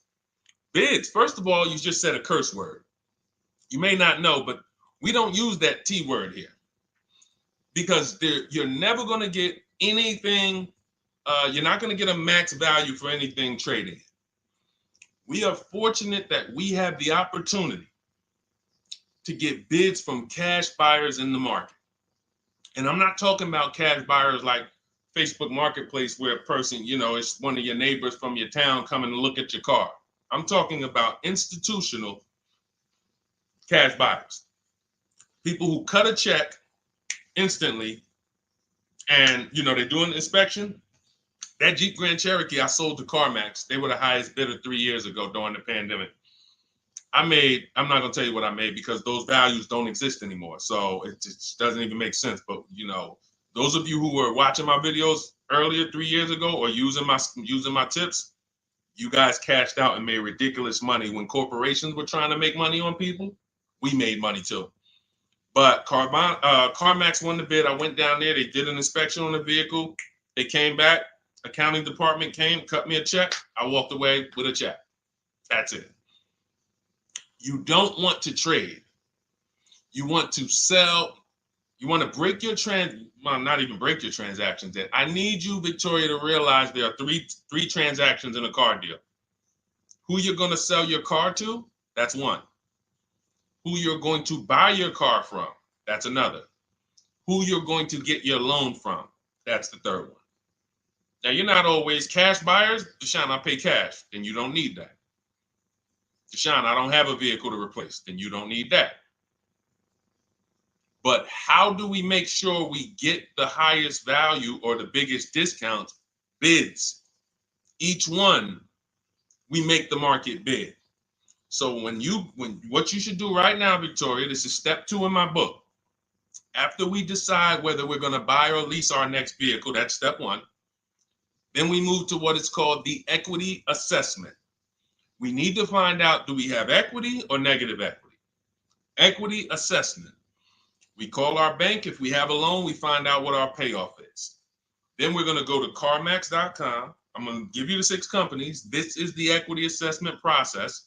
We do this for leases too. I don't know if we have time to go into that, but I'm sure there's people on here who didn't know you could sell a lease. Type a question mark if you didn't know. Deshone, what do you mean selling leases? I never heard of that before. Type a question mark if you didn't know you could sell leases. We have an equity assessment process for that too. But what you would do is you go to CarMax, Driveway, Carvana, Kelly's Blue Book Instant Cash Offer. This takes 20 minutes. Auto Nation, Sell My Car, and Car Gurus, Sell My Car. Car Gurus, Auto Nation, Kelly's Blue Book Instant Cash Offer, Driveway, Carvana, CarMax. 6 offers in 20 minutes. That's bids. See, everything we do is a bid. That's how we have peace of mind. We don't negotiate. We make people negotiate with each other. There's 2 schools of thought. I want to remodel my kitchen. I want to remodel my whole kitchen. I go in and I have 5 people come out to give me a quote. One of them comes in and I start negotiating with them. Hey, you got to take less. Yeah, you got to take less. You got to take less. I don't know if it's a good price or not. But when I come in, the first person comes in, I say, hey, okay, great. Is this your best offer? I'm having a couple other people come by. Oh, okay. Okay, thanks a lot. Next offer? Oh, next offer? Oh, well, listen, look, I could beat that. Oh, I'll give you another 5,000 off. They're competing against each other. When someone knows you are shopping their competition, you're making them compete with each other. They're negotiating with each other, not with you. That's a bar. Type of exclamation point if you got that. When people know you're making them compete with their competition, they're negotiating with their competition, not with you. That's the power of bidding. That's why we got grandmothers and single mothers that can come in and do this. That's why we got people who can come in and do this. You know, how are people getting these prices? Not negotiating, because they're making people negotiate with each other to earn their business. They're making banks negotiate with each other to earn their business. It's a beautiful thing. Banks and dealerships depend on you not making them compete. They want to negotiate with you and try to make you imagine and make you think, well, that's the bottom. That's the bottom. And you think that's the bottom, but that's only their bottom. Their competition's bottom is different. Their competition's best interest rate is different. Their competition's best discount is different. And why is what we do so easy? Because we're right here in our houses. That's why our entire system, our company, my book, our mindset is called Cars from Home. Cars from Home. It encompasses everything we do. Cars from Home. So that's what you do, Victoria. First thing you do is you go to those 6 websites, get your 6 cash offers, and that's going to be higher than any dealer you would ever consider trading the car to. Guaranteed. And this also allows us to eliminate the fake emails we get. All of this stuff is computer generated. I know you guys get these emails. Hey, Deuce, great news. We need your 2016 Kia Optima. We have a customer looking for it. We'll pay you $2,000 over MSRP. Who's gotten those emails? We'll pay you $2,000 over Kelly's Blue Book. Who's gotten those emails? Deuce, the list is CarMax, Carvana, KBB Instant Cash Offer, Driveway, Auto Nation, and Car Gurus. Car Gurus. That's step 2 in my book, the equity assessment process. This is stuff we do before we start shopping. Decide whether we buy or lease is step 1. That's going to put our deal on the right foundation. Step 2 is the equity assessment. Everything we do is a path. It's a clear, easy path. Okay, so yeah, I forgot the question that I just asked, but let's go. I could already tell. See, I could tell when I'm winding down because y'all could tell stuff will start blurring to me. That's why I'm like, see, and if that happens to me, I know it happens to you. Like that's why I'm like, listen, grab your copy of Cars from Home. It's a digital book. You'll have it in your inbox in minutes. It has it's continued updates. I probably updated that book 5 times since we originally launched it. Added calculators to it. Those weren't in it originally. I've added the calculators. I'm committed to making stuff better without being like imagine this. Oh, well, you bought volume 1 of Cars from Home, but I just put a new tool in, guys. Now you're going to get volume 2. And now every time a website changes, you got to get volume 2 and volume 3. And 5 years from now, you're getting volume 9 each time. It's like, no, literally one-time cost. And I can't tell you if that'll be around forever. I can't tell you that. I can't tell you 3 years from now, I'm going to be giving free updates of the book. I don't know. But I know today, that's what it is. Everyone who gets their book, you get free updates as I update the book. Because there's value in that. There's value. I could send an email out to people every 3 years and ask them, hey, did you enjoy the book? They're going to say, hey, yeah. Well, here's the thing. My new version is this. There's value in that. It could just be $24. They're already a believer. Someone who used the book's already a believer. So they'd be like, yo, the new version, oh, I'm about to shop again. $24. I'll pay it again. It's the best money I ever spent. But for now, I'm not doing that. Those of you who have the book, you will get free updates, and we'll keep you on the list to make sure you always get free updates of the book. So your link for 75% off is in the YouTube comments. It's only good for 30 minutes. It's in the Facebook comments, and it's in my Instagram and TikTok bios. Click those links in my bio. Click the button that says 75% off my new book. Get there before the $97, before it goes back up to $97. And make sure you save the support email, guys. Screenshot the support email. It's scrolling across the bottom of the screen. If that book is not in your inbox in 5 minutes, I want you to email my support team. Make sure you check your spam. And I also want you to, as soon as you purchase, you'll see, I say, hey, access your book below. So there's a link where you can click, open it up, get your book immediately if you want to download it, but I also email you a copy. But make sure you save the support email just in case. And again, that email is not for questions. Okay, it's not for car shopping questions, nothing like that. That's only to make sure you get your book. Okay, so great. Listen, great job. We've been on here about 1 hour and 20 minutes. Great questions. You guys know I like to go into detail in these questions. I would love to be able to get through 100 questions in 1.5 hours, but that's just not the way it works. We're not talking about buying, $100 items here. If we were talking about house buying, we'd have to go into detail. These are major items. This is the most expensive item y'all are going to buy behind your house. Think about that. And think about how many people are there to protect you when you buy a house. Think about how many people have licenses. See how that question got asked earlier? Can they sue if it was a house and they did you wrong? Sure. You can go before the real estate commission. People can lose their license. People can lose their ability to practice real estate. If they did something unethical, you can bring them before a court and a judge, and you can have recourse. You can get, justice. Cars, you got nobody. No one's licensed. The person who's helping you buy your car that you're sitting there negotiating with, which I want you to stop, they might have just got that job. And they didn't get that job because they're a finance expert and they're someone who understands how to help you, because they're not going to ever make you compete against. They're never going to put you in a position where you can make them compete. They'll say, hey, let's negotiate. But here's the thing. That person just got a job because, you know how many people walked in a dealership with a good smile and a good personality? 2 weeks later, they're selling cars. These are the people that are helping you. They're not licensed. They didn't go through school. They didn't go through ethics training. They didn't go through any of this stuff that realtors and brokers have to go through to help you buy houses.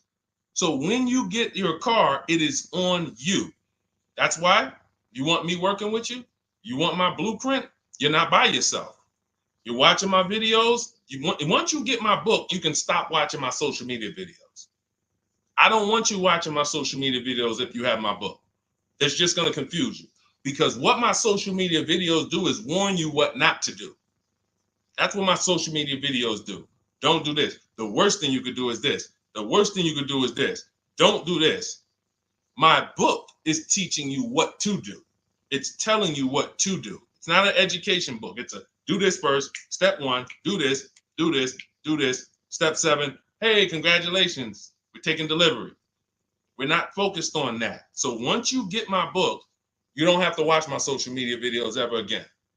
And I want to say that because a lot of people will get the book and still be watching them and trying to piece it together. You got my blueprint. You don't need those videos anymore. Okay? So always a pleasure, y'all. God bless you. To those of you who have your book, make sure you email me when you pick up your cars, send me all the details. Deshone, check this out. This is what I got.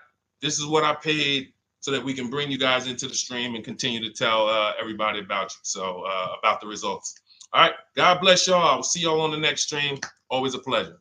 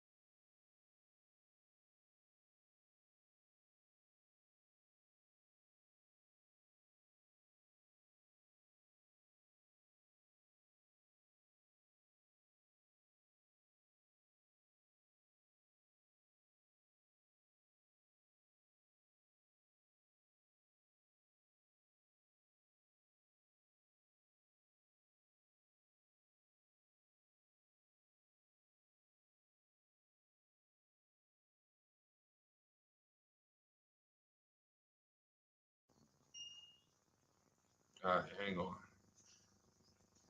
Welcome to Car Shopping Questions and Answers. We are going to be going deep on all your car shopping questions.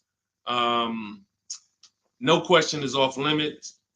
And if you don't know me, my name is Deshone the Auto Advisor. We're already up and running on TikTok. We got our first couple questions about to come in, but I need to get back on Facebook because we have to start Facebook, YouTube, and Instagram at the same time, or it's not going to work. So let me it's all good. Stay right there. And I want you guys to start typing your questions. We'll be here for a powerful hour, and I'm just going to go through as many questions as I can in an hour. And we're going to be talking inside stuff. I don't hold back. Some of you know who've been on the stream with me. I do not hold back when it comes to questions and what we do here. So let's just go on Facebook. All right. Hang on. Let me throw the link up. Perfect. Yeah. All right. Okay. We're good to go. Dolan, you can bring the first question in. And let me give a new. Welcome, Facebook. We're on 4 platforms right now going live for car shopping questions and answers. Type your questions in below, and we're going to make sure we get to them. All right. It's not easy getting 4 platforms live at the same time. And we have 2 TikTok channels that we're live on at the same time. So everything we'll be talking about is out of my new digital book, Cars from Home, 7 Steps to Saving Time, Money, and Avoiding Dealerships. I have a special link for you to get a copy at 75% off in my TikTok bio, in my Instagram bio, or in the YouTube or Facebook comments for the next 30 minutes. Let's rock and roll. All right. First question comes from Scott on TikTok. I'm trying to buy a new pickup truck in New Jersey. Not sure how to do it. Well, the first thing we want to do is decide whether we're going to buy or lease. If you're keeping this truck longer than 8 years, then you should be buying. Once you decide whether you're going to buy or lease, and that's how you're going to avoid depreciation. Like you could save a ton of money on this truck, but if you trade that truck in 3 years, 4 years, you're going to lose a lot and you're going to just be buried because you're losing too much over the first 5 to 7 years of the truck's life cycle. So if you're like Deshone, I'm keeping it more than 8 years, no need for me to think about leasing, all good. Now we're going to move to what we call the equity assessment. Do you have any vehicle that you own right now that you need to replace? Because there's a word that we don't use here. Some of you know who've been on the stream with us for a while. What's the word we do not use? Starts with a T. There's a word here. See, so, and I'm moving you through this process. So Scott, I want you to see this is a process. It's not we don't wing it here. So there's a word we don't use. You already decide whether you're going to buy or lease. Let's see. Does anybody know? We might have a lot of new people on here today. Thank you, Brenda. Trade in. Brenda got it. We don't trade in vehicles. Because again, when we start talking about getting all the money on our car deals, we got to realize something. We got to get all the money from each transaction. That means the car we have right now, if we don't get the most money for that, we lost money. The loan we may be getting, if we don't get the lowest interest rate, we lost money. And the car we're buying, if we don't get the best price, we lost money. So what we do is the equity assessment. Let me know if you have a vehicle you're going to be replacing. We would make sure we go online, we go to bidders, and we find out the highest bid we can get on our vehicles. Takes us 20 minutes. 6 major websites: CarMax, Driveway, Carvana, Kelly's Blue Book, Instant Cash Offer, Car Gurus, and AutoNation. These are people who are fighting tooth and nail every day to buy cars. So we get bids from them. Now, let's move in. Let's say you don't have a car to replace. Now, what do? Well, let's look at how we're going to pay for this truck. Are we going to, let me turn on airplane mode to make sure I don't get any interruptions. All right. How are we going to pay for this truck? Are we going to buy it cash? Or are we getting a loan? So if we're getting a loan, then we need to see, are there any special interest rates on this truck we're looking at? If there's 0%, if there's 1.99%, that eliminates us from needing to shop for a loan. That's called a subvented interest rate. No one's beating it. So when you guys see like Honda, if a vehicle you're shopping for has a 2.99% interest rate, 1.99, that eliminates us shopping. But there's one parameter we must look at in the fine print. What's the term? Is it for 3 years? Is it for 5 years? If they give us 0% for 3 years, a lot of people can't afford that payment. Interest is great. There's no interest. It's free money. But you got to be able to afford the payment based on the term. Then we move into looking at, is this a quality truck? It's a very important step. Let me tell you what happened. People used to buy Range Rover. When I worked at Mercedes, we had a Range Rover dealer right next door. People come in and get a great deal on a Range Rover, come in, feel like, okay, I won. That truck's in the shop every 90 days. Every 3 months. Lights going off, it's on a flatbed. We had people going in that dealership, literally. Maserati had a couple models, same thing. But there are domestic models too. There are import models. There are Japanese models too that have issues. So what we do is we do a quick search, takes us 5 minutes. Nothing that I'm talking about takes more than a couple minutes. In fact, our entire process to buy cars that I teach, my 7-step system, is 90 minutes to 2 hours. You can get the best, you can get below market deals on any vehicle in no more than 2 hours. So, but we can't get a below market deal and then find out we bought a bad vehicle. That means we lost. So whatever truck you're looking at, you would type that truck into Google and you would type, for example, 2024 Chevy Silverado, and you would type in initial quality. Initial quality, guys, is going to tell us what the data says about the vehicle in its first 90 days. That's initial quality reports. That means when people get it, all the owners, the thousands of owners that are buying this vehicle, what are they saying in the first 90 days? Are they saying the electric, are they saying it's hard to manage? It's too complex. There's issues. Initial quality we look at and we skim Google to see if we see any red flag articles. Then we switch initial quality to reliability. Reliability is what are people saying the first 3 years?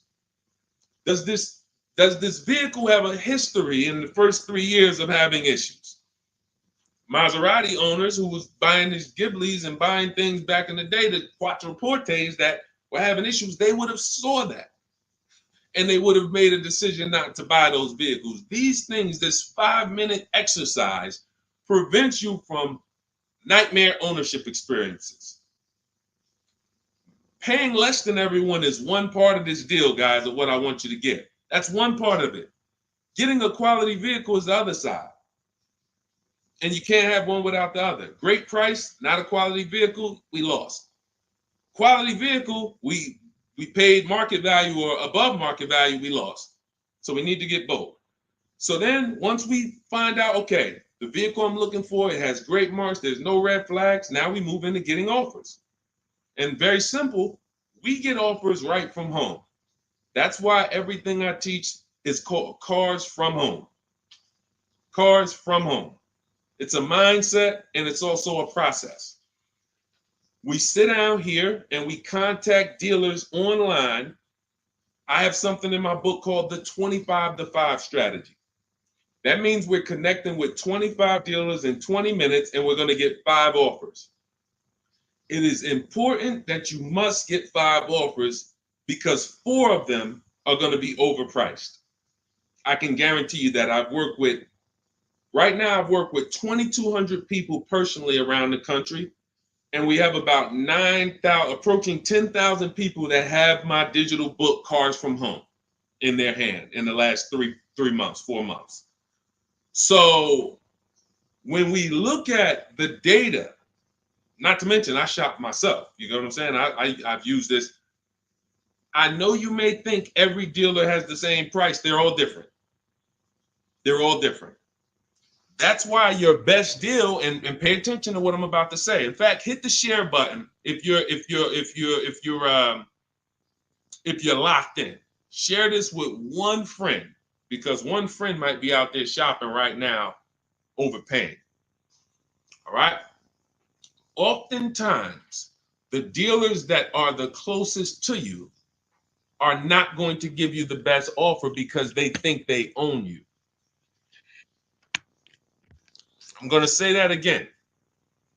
When a dealer sees your zip code come in, when I was in the dealer, we used to get we call them leads. Anyone in sales, you know the term leads. When we see that the zip code is a zip code that is right here, 5 minutes away, 10 minutes away, 20 minutes away, there's a mindset there that this person is not going to shop. So they're not going to give you your best offer in many cases. What you're going to get is an overpriced offer, and you won't see it until you learn to speak to dealers that are a little further away from you. Now, if you're doing it my way, you're using my book, you get your copy for 75% off. You won't pay the $97 price. I have email scripts in there. We don't talk. You use these email scripts when you're buying new cars and leases. We have a different process for used cars, but we still don't talk. You have to, and what's happening is you're going to see that sometimes the offers that come from 45 minutes away, an hour away, are your best offer because they're trying to take business from their competition. Some of these smaller dealers as well who don't have the foot traffic, they're not getting 100 people coming in on a weekend. They have to depend on strategically winning business. They're using the internet to reach out and connect with people that are far away from them, and they're beating their competition. But if you're programmed to go right into your local dealer, you're never going to get their prices. Type a $ if y'all are following. Type a $ if you're following what I'm saying right now. Type a $ if you're locked in right now.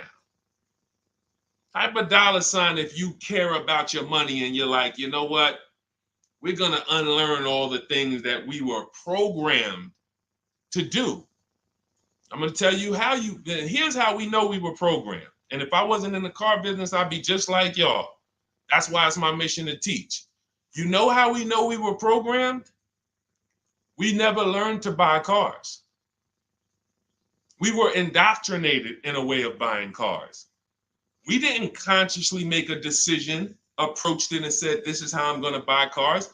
We were indoctrinated into how people buy cars, and that's what makes the dealer principals in these dealer groups, Fortune 500 companies that trade on Wall Street and make billions of dollars, because they have a predictable way that they serve the customer. It's not for the customer's benefit, it's for profit. So when you start doing this, and Scott, I just gave you the first 5 steps of our process. When you start doing this, you're going to see that the same people who you thought really liked you, Charlie down at the dealership that he sold cars to you, your parents. When you start making Charlie compete, you're going to see Charlie wasn't really for you. You're going to see that. The same person who, man, we always bought cars from him, but when you start making them compete, things change. Things change dramatically. And that's going to reveal to you, oh man, Charlie, how long you been overcharging me then? How long? See, because one dealer's best offer is not another dealer's best offer. So it's not like Charlie's lying. When he says to you, hey, listen, Ashley, listen, Miss Whittington, I can't do any better than this. This is our best offer. He may not be lying, especially, you shouldn't be there, but we do this, we never talk numbers in a dealership. But once they say that's our best offer, that's their best offer. When you hear from another dealer online, it's a different best offer. Another dealer online, it's a different best offer. And then you start saying to yourself, okay, I just need to find a dealer whose best offer is the lowest among everybody. But we can't stick with one dealer, because you'll never see how much you're overpaying by dealing with one dealer. So that's the process, Scott. That's the start. If you embrace that mindset, you're going to win every time. My 2 favorite words are multiple offers. You want to protect yourself from overpaying on anything. I don't care if you're getting your house renovated, multiple offers. Those of you who's not a good negotiator. Before we go to the next question, because I see we got a lot more questions coming, and keep typing them, and Dolan's going to pull in the next one. Before we go to the next question, who's not a good negotiator? Type me. Not a good negotiator. I know we got some negotiators on here. We got a good amount of people, but who's not? You just don't like it. You're either not good at it. You don't like confrontation. It's just not your thing. Who'll be honest and let us know. It's not your thing. Okay, I see you, Brenda. Okay. All right. I see you, Tony. Okay. I see you. Let's go. Okay, we got a bunch of negotiators. Okay, I see you, Michelle. Okay, they're coming in now. Okay. Multiple offers is, you never have to be a great negotiator. If you embrace multiple offers, you never need to be a great negotiator, because what happens when you start getting multiple offers, you're not negotiating with the person trying to sell you something. You're making them negotiate with the other people trying to sell you stuff. Big difference. When you negotiate one-to-one, you're negotiating with a person. When you make other people get bids and you get multiple offers, now those people are negotiating with each other to win your business. That's how we have deals. That's how we have people like Danielle here, who she got her Audi. She's paying a ridiculously low payment, $550 a month, $44,000 vehicle, no money down. That's how somebody like Sean saves 20 grand off of his F-150 Lightning here. Wrote me in. Now pay attention. Pay attention to what I'm about to tell you about Sean's deal. What's so important is he saved 20 grand, 21,000 off his new F-150 Lightning. But here's the big thing. When I asked him about the deal, I want to find his post. He said to me, no other dealer, I want you to see this. He has shopped locally. Where are we? I think this is it. Okay, hang on. Okay, I'll tell you what he said. He had to go 150 miles out to get that deal. He had to go 150 miles out to get that deal.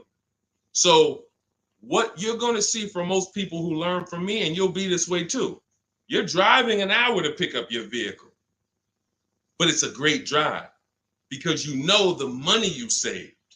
You don't mind driving an hour to pick up your new vehicle when you know that I'm saving $5,000 on this hour-long trip. All those other dealers close to me that felt like they owe me, none of them wanted to make me this offer. But this one deal over here, He's beating them by $5,000. I remember this young lady in California. She was buying a Volvo, and she had to fly. She called me. She said, Southern California dealer made me the best offer. They beat my highest offer in Northern California by $4,000. All the offers I got, the best one in Northern California, this dealer in Southern California beat it by $4,000. I said, so what you gonna do? She said, I just got the plane ticket. It was $70. I said, that's what I would have did.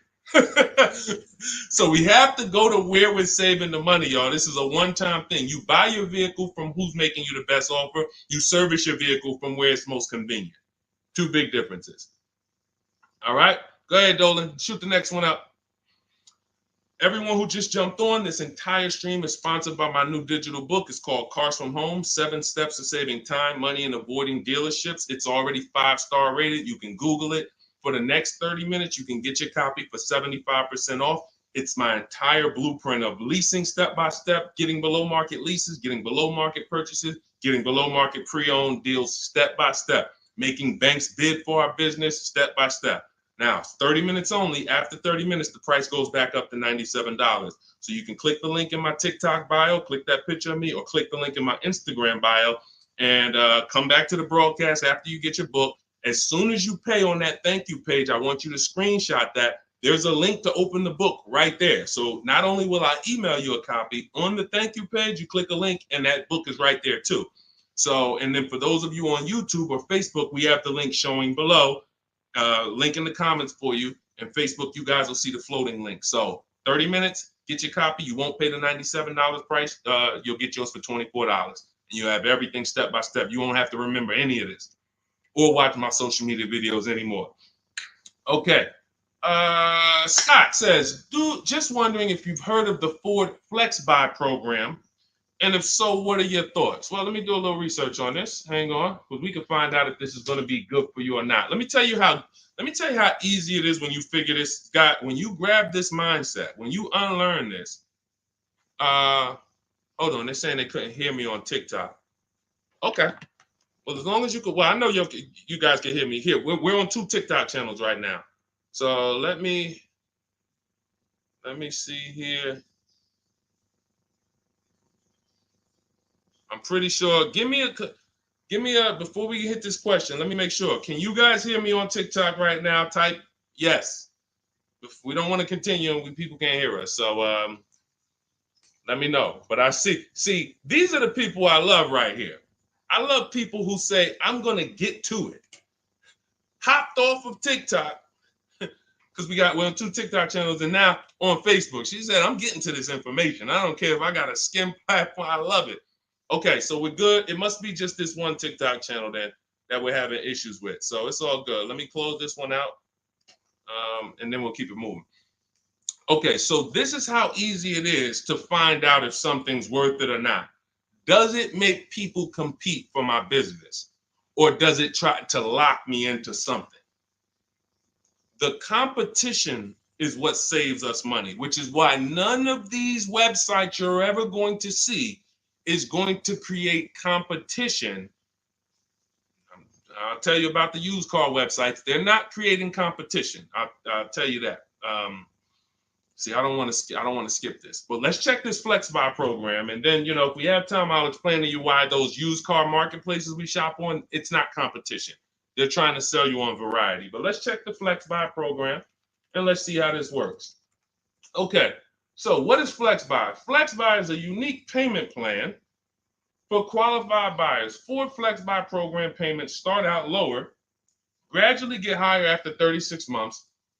The Ford Flex Buy program takes the rate on a 60-month traditional loan and extends that rate to 66 months. The first 36 months of the loan, the payment will be lower as compared to the 60-month payment. The last 30 months of the loan, the payment will be higher than the first 36-month payment. Although every reasonable effort has been made to ensure the accuracy of the information. Okay, hold on. Let's see. I'm going to tell you what I don't like about this already. And I need more information. If this is in any way adjusting to the market rate. I'm talking about if the bank says like think about an adjustable rate mortgage. Some people have had a fixed rate and some people have had an adjustable rate mortgage. The adjustable rate is good for the lender because the lender says, all right, here, pay this rate that we agree on today, but in 3 years, 5 years, and 7 years on an adjustable rate mortgage, let's talk about what your new rate is based on what the market rate is. If that's in any way like this is trash. Because the banks will say, all right, well, for the first part of the loan, we're going to do one interest rate. And then we'll look and say, midway through, what's the market rate? And if the market rate's lower, great, you win. If the market rate's higher, then you lose. So here's the thing. When we're getting loans, I'm getting ready to explain something to you guys called the bank bidding war. There's so much money in loans, it's ridiculous. That's why there's people who want to loan you money to buy cars. They don't even sell cars. And could y'all keep tapping the screen on TikTok and running those likes up? Can we get to 1,000 likes real quick? Every time y'all tap the screen, y'all run the likes up and y'all actually help TikTok bring more people over here that need to be here. So I appreciate everybody. And thank you to everyone who hits the like button. I appreciate you. It does matter. Now, the credit bureaus in the United States allow you to do something called rate shopping. Rate shopping is when you actually let multiple lenders run your credit within a small period of time, and they can access it with a hard pull and it won't drop your credit score more than one hard pull. So let's just say one bank, Bank of America, accesses our credit to give us an offer for a loan. It may drop our credit 9 points because of the hard pull. If we shop within the rate window, we can have 50 banks at credit unions run our credit, and it's going to affect it the same 9 points. That's called the rate window. I haven't heard anyone talk about this. I've been talking about this for literally over 2 years. I think I have a couple big videos that you guys have shared, watched, that talk about how to do this. When you are getting your offers from banks, you want to get them after you've already found your best deal on your car. Because once you get your best deal on your car, you have everything you need now to go to the bank or go online, call the bank and get an offer. Who's had a bank tell them when they call for some type of offer, the bank tells you, well, we need you to have a car first. Who's had that happen? You call and you're coming and you're shopping for you're trying to get a pre-approval or something like that, and the bank tells you, well, we need what car are you buying? We need the car details. Well, that doesn't really make sense, right? I'm trying to get the offer so I can go get the car. But in the case of how we do it, we find our best deal on the car, then we come home and we let multiple banks and credit unions fight it out. Fight it out. Because I guarantee if this Flex Buy program doesn't allow you to shop for your rate and compare whatever rate they're going to offer to whatever rate you're going to get, you're going to lose with that program. And all they want you to do is see that, hey, well, we're going to give you flexible payments. They're trying to hook in people who just like, hey, that sounds good. Not realizing, well, if you just got a rate that was just got an interest rate that was 2 points lower, your payment would be $40 less a month. So interest rate shopping, guys, is extremely important. That's why when you get my book, I give you what's called the Bank Bidding War Blueprint. This is for you guys that are financing. I haven't added that to my book yet because I haven't had a chance to go in and restructure it. Every time I update the book, every time I come up with a new idea or a new website comes up, I update the book. I don't charge you for that. So websites go out of business. Room went out of business earlier this year. Websites go out of business. I'm not going to charge you for each time something changes because we use an online program. But what I did was when you get your book, you get the book, Cars from Home, and then you get the Bank Bidding War Blueprint. All this is the strategies we use to make banks and credit unions bid. I need you guys making people bid for your own sake, for your confidence, for your empowerment, for your experience. You're going to feel like I'm the prize. I'm spending $50,000 here. Why the heck am I begging people to sell me a car? Who's ever felt like they're begging people? Come on, can you take off another 1,000?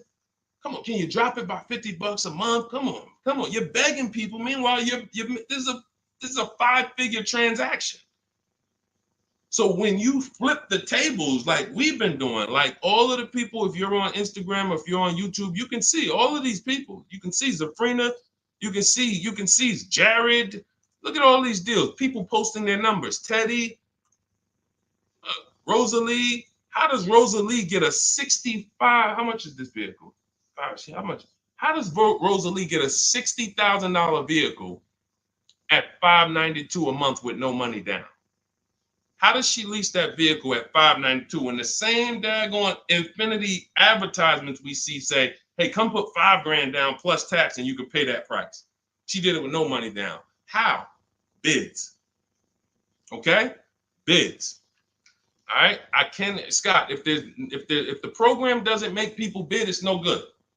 I don't care if it's flex buy, X buy, friends and family. If it's not making people bid, it's trash. It's for them, not us. Okay? I think I beat that horse down. So we can go to the next question now. Go ahead, Dolan. Remember, everybody, you have 30 minutes to get your copy for 75% off. Make sure you save my support email just in case you type your email wrong. Sometimes the book doesn't end up in your inbox. Just hit support, send them an email. My team works 7 days a week. Hey, didn't get my book. They'll get you a copy. We want the book in your inbox. We want you using it immediately. All right. This is Lorraine. Celine.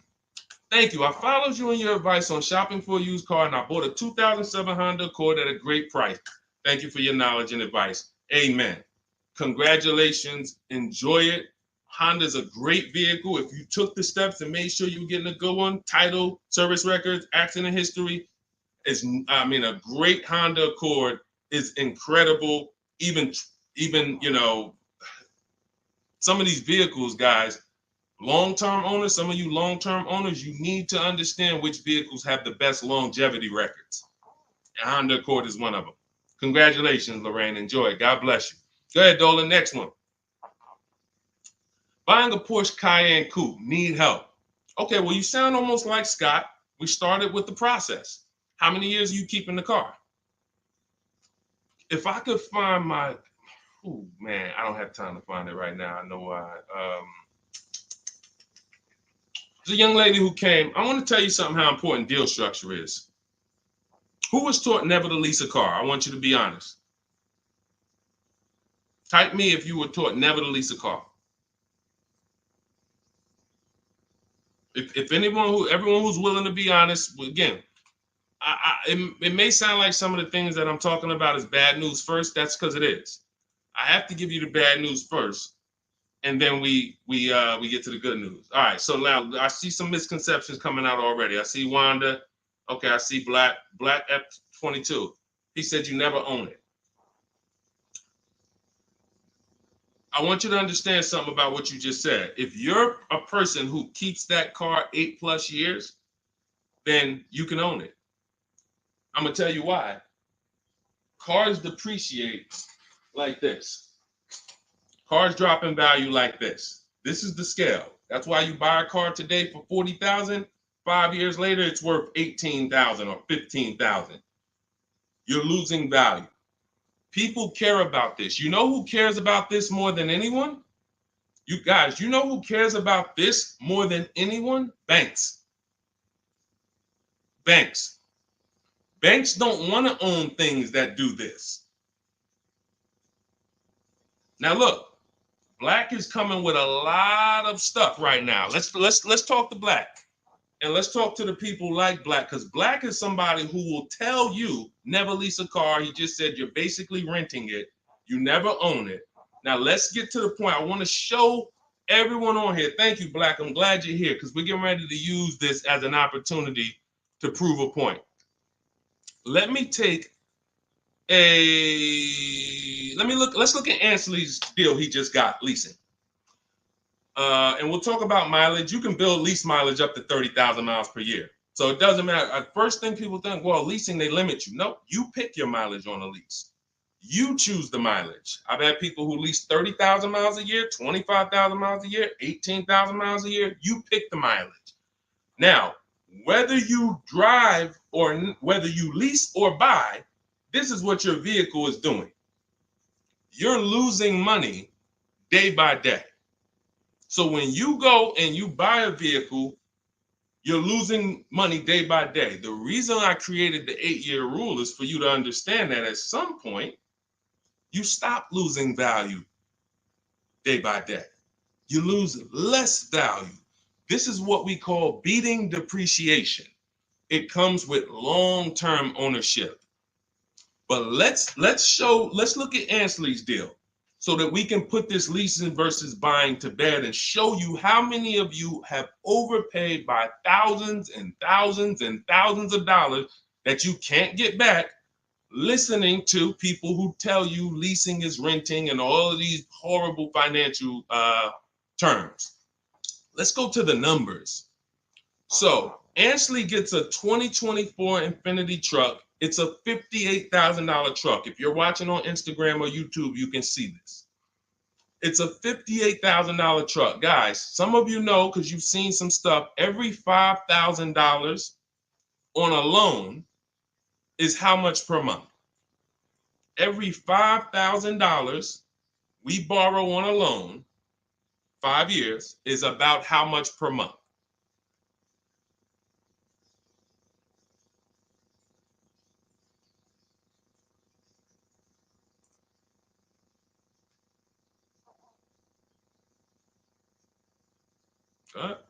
Anybody know? Thank you, Michelle. $100. Told you, shout out to the people who tapped in, locked in, locked in. See, I love the people who are locked in. It's some people who just, they sleep at the wheel. I need the people who are locked in. I'm really only talking to you. Now, that means this vehicle that Ashley went in to get, his $58,000 vehicle, if he would have just said, all right, I want to buy it because I was taught leasing is renting, how much is it going to cost me a month? No money down. Let's figure, we're going to compare apples to apples. No money down, because when you put money down into the deal, that confuses you. That actually makes you think you got a better deal than you really did. When you evaluate deals with no money going into them, it's easy to see where the best value is. Now, Ashley would have been paying $1,200 a month for 5 years. $58,000. That's not even full tax. Let's just round the tax to 60. Let's just say $1,200 a month. But Deshone, what if he got a good discount? Okay, I'll give you one better. Let's go extra conservative and let's play that game. Let's pretend that he's using my strategies and he found out a way to save a huge amount of money off this brand new Infiniti. He's getting bids, he's using my strategy, but he's not leasing because he's been programmed not to lease. So he's not leasing, but he's going to get bids. Now he saves $10,000 off the price of this brand new vehicle. $10,000. So instead of financing 60, he's financing 50. What's his payment, everybody? What's his payment? We just said every $5,000 is $100 a month. $50,000 vehicle. What's his payment? $1,000 a month. $1,000 a month. Okay. Now that's with a super discount. That's with a discount that's like anybody would be happy to save 10 grand. I'm proving the point here that you cannot get a good deal if you buy, but you should have leased. You lost. Big time. Now watch this. He's leasing and his payment is $554 a month. So now somebody like Black, somebody like Miggy over here that agrees with Black, they pull up in their Infiniti truck, right? And they pull up next to you. And y'all are both driving the exact same truck. And you look at them and you're like, hey, man, we got the same truck. Now they're going to say something to you like, yeah, you know, man, it's expensive though, man. It costs to drive this, right? And you're going to look at them and be like, oh, how much you paying? You know, I did a no money down deal. So I know I did all right. I did no money down, but I'm paying $1,000 per month for this. Oh, really? I did no money down too, but I'm paying $554. Wait, you? Yeah. Oh, yeah. I leased this. I drive it for 3 years, then I give it back. Oh, yeah, but I own this. I'm gonna own this in 5 years at $1,000 a month. This mine right here. Okay. All right. Listen. God bless you. Have a good enjoy, man. Enjoy. Now let's go one more scenario. Let's go to the person who says, Deshone, I don't buy used. I don't buy new though. I only buy used. Cool. Let's say you pull up in your new lease that you just got. And again, everyone shouldn't be leasing. That's why step 1 in my book is called the 8-year rule. It's the 8-year rule. If you are keeping vehicles at least 8 years, don't worry about leasing. You're going to beat depreciation. All of that money you're going to pay to own, all the $1,000, all these high payments you're going to pay to own, all this cash that has to come out of your pocket to own, out of your bank account to own, it'll be worth it in the long run. At least 8 years though. And the longer the better. 10, 12, 15, you really want. But less than 8, losing big time. So let's say a person says, oh, I'm going to get a used version. So they find a 3-year-old Infiniti truck just like this, but so instead of paying $60 for it, let's say they find one for $30. Let's give them a good price, good mileage. They think, oh, I'm good. What's their payment, everybody? What's the payment? Come on, stay by the keyboard. I need y'all quick because we're teaching something here to people like Black. They might not get it. I pray that they do, but they might not get it. But the people who are locked in financially, the people who understand financial literacy are going to get this. If every $5,000 is $100 a month and they buy a pre-owned version for 30 grand, what's their payment? Thank you, Michelle. 600. 600. See, he said 500. So this is how I know he's struggling. And I'm not trying to beat you down, man. I'm just saying when you're talking about something you don't understand, it's better to ask questions, not make statements. So now, we pull up. You have your new lease. You got this same deal, $554 a month. He pulls up in his 3-year-old version that has probably 1 year of warranty left. You both did a no money down deal.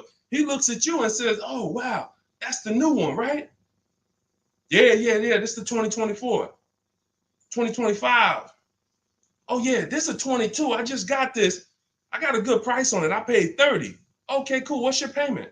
I pay 600 a month. What you pay for the new one, man? I know that must be expensive. I pay 554. Wait, what?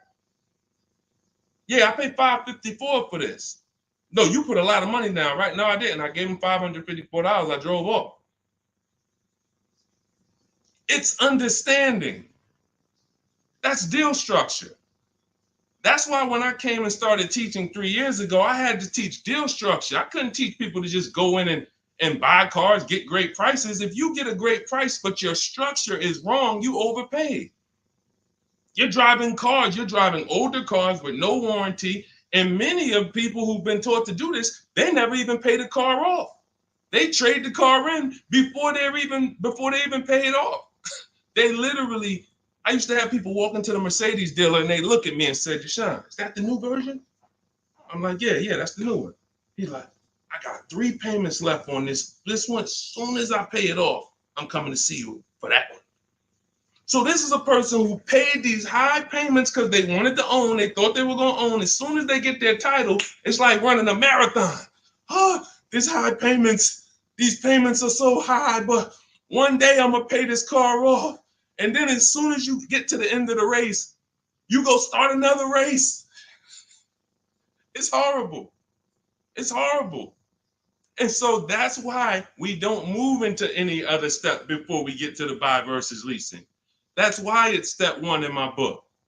So we can sit here all day and compare numbers. There is no comparison to a person who's getting great lease deals versus a person who's buying. It's not even close. We're driving better cars. We're driving, they're usually always under warranty. We're paying cents on the dollar when you know how to get below market leases. I'm not talking about these commercials y'all see. That ain't nothing. We don't pay those prices. None of these people, look, you think Zafrina, who got a Jeep Grand Cherokee lease, and she paid Look, she's paying $527 a month. She's paying $527 a month. Oh no, that's Teddy. Hold on. You think Zafrina, who's paying $579 a month for a $66,000 truck, is ever going to she's not going to let this bad information get to her anymore. She's driving a $66,000 truck. So again, now let me, before we go to the next question, I'm going to just read some things from Black because he's over here typing. And I do want to give him the courtesy of reading because we just used him as a teaching moment. I think everyone learned. If you just got what I just taught about the leasing versus buying, type $sign. Just type $signs. If you got that point of me, see, no one talks to you about payments. They say things like never lease, always do this, always do that. But they never talk numbers. The reason why we go straight to the numbers is because the numbers don't lie. They say men lie, women lie, numbers don't lie. So when we go to the numbers, shout out to everybody. I see y'all. I see y'all. I see you, Wanda. I see you, Tony. I see you, Michelle. I see you, Megan. I see you, Brenda. I see you, Federico. That's the name of the game, is putting your deal on the right foundation so that you know, again, like I said, banks don't want to own vehicles. Think about that. Banks don't want vehicles that are not bringing income in. They don't want a depreciating asset on their books because today it's worth 40, tomorrow it's worth 39,800, the next day it's worth 39,700, the next day it's worth 39,600. That's what a depreciating asset is. They don't want them on their books in the short term. They're in the short-term business. And some of us are in the short-term business too. The only people that are winning long-term with purchases are those of you who keep your cars 8+ years. Because you beat depreciation. All right, so Black said, nah, bruh. Okay. Keyword, no money down. You put 10 to 20% down, then it's a different story. You can't make this stuff up. Let's go. You cannot make this stuff up. Watch this, y'all. Watch this. I just compared 3 no money down transactions on the same vehicle. 3. New, used, new lease. 3, no money down. I'm telling people that when you don't put money down, you can clearly see what you're really paying. You can clearly see what you're really paying. Black comes in, he proves our point, which is he's going to put 10 to 20% down. Now he's pulling up next to you in your lease, right? You're $554 a month, brand new, fully warranted, all the latest and greatest features. Now he puts 10 to 20% down on that's $10,000 to $12,000. Think about this. He pulls up and he has a similar payment to you. So he feels like we're alike. He feels like we're pretty close. In fact, he may even feel like he's doing better than you because he's purchasing his and you own yours. I mean, you're leasing yours. But watch this. What about that $12,000 you gave him? What about that $12,000 you gave them? That's how people forget. That's why everything in the Car From Home system, when you get the book, you're going to see everything is about shopping with zero down, looking at offers, and then choosing, do I want to put money down to lower my payment? Money down does not buy your deal. I made a video about this. Some of you have seen it and shared it. People who make a down payment and think they got a deal. You have a deal before you put your money down, or you don't have a deal. A deal means I shopped all my offers, and then I found the dealer who was going to discount the vehicle the most. Now, how do I want to pay for that? Do I want to get a loan? If I'm getting a loan, what do I want my payment to be? Now I'm going to manipulate my down payment based on what I want my payment to be. That has nothing to do with the deal I got, but somebody like Black or people who move like him, hopefully we can help you get over these mindsets. But you have some very, very strong convictions, and you're confidently incorrect. That's dangerous. It's dangerous to be confident and incorrect. Dangerous to yourself and your family and your friends who will listen to this. If you are putting money into deals and thinking that you got a deal because your payment ended up being affordable, you in no way can win. First of all, you're letting the dealer manipulate two things: the price of the car they're selling you and the interest rate that you're getting from them exclusively. If you were just separating your loan from your interest, from the purchase, you would see that that's a losing strategy. You can't compare a person who's driving a brand new vehicle paying a low payment to a person who's paying the same payment but gave the dealer $12,000 to get to that payment.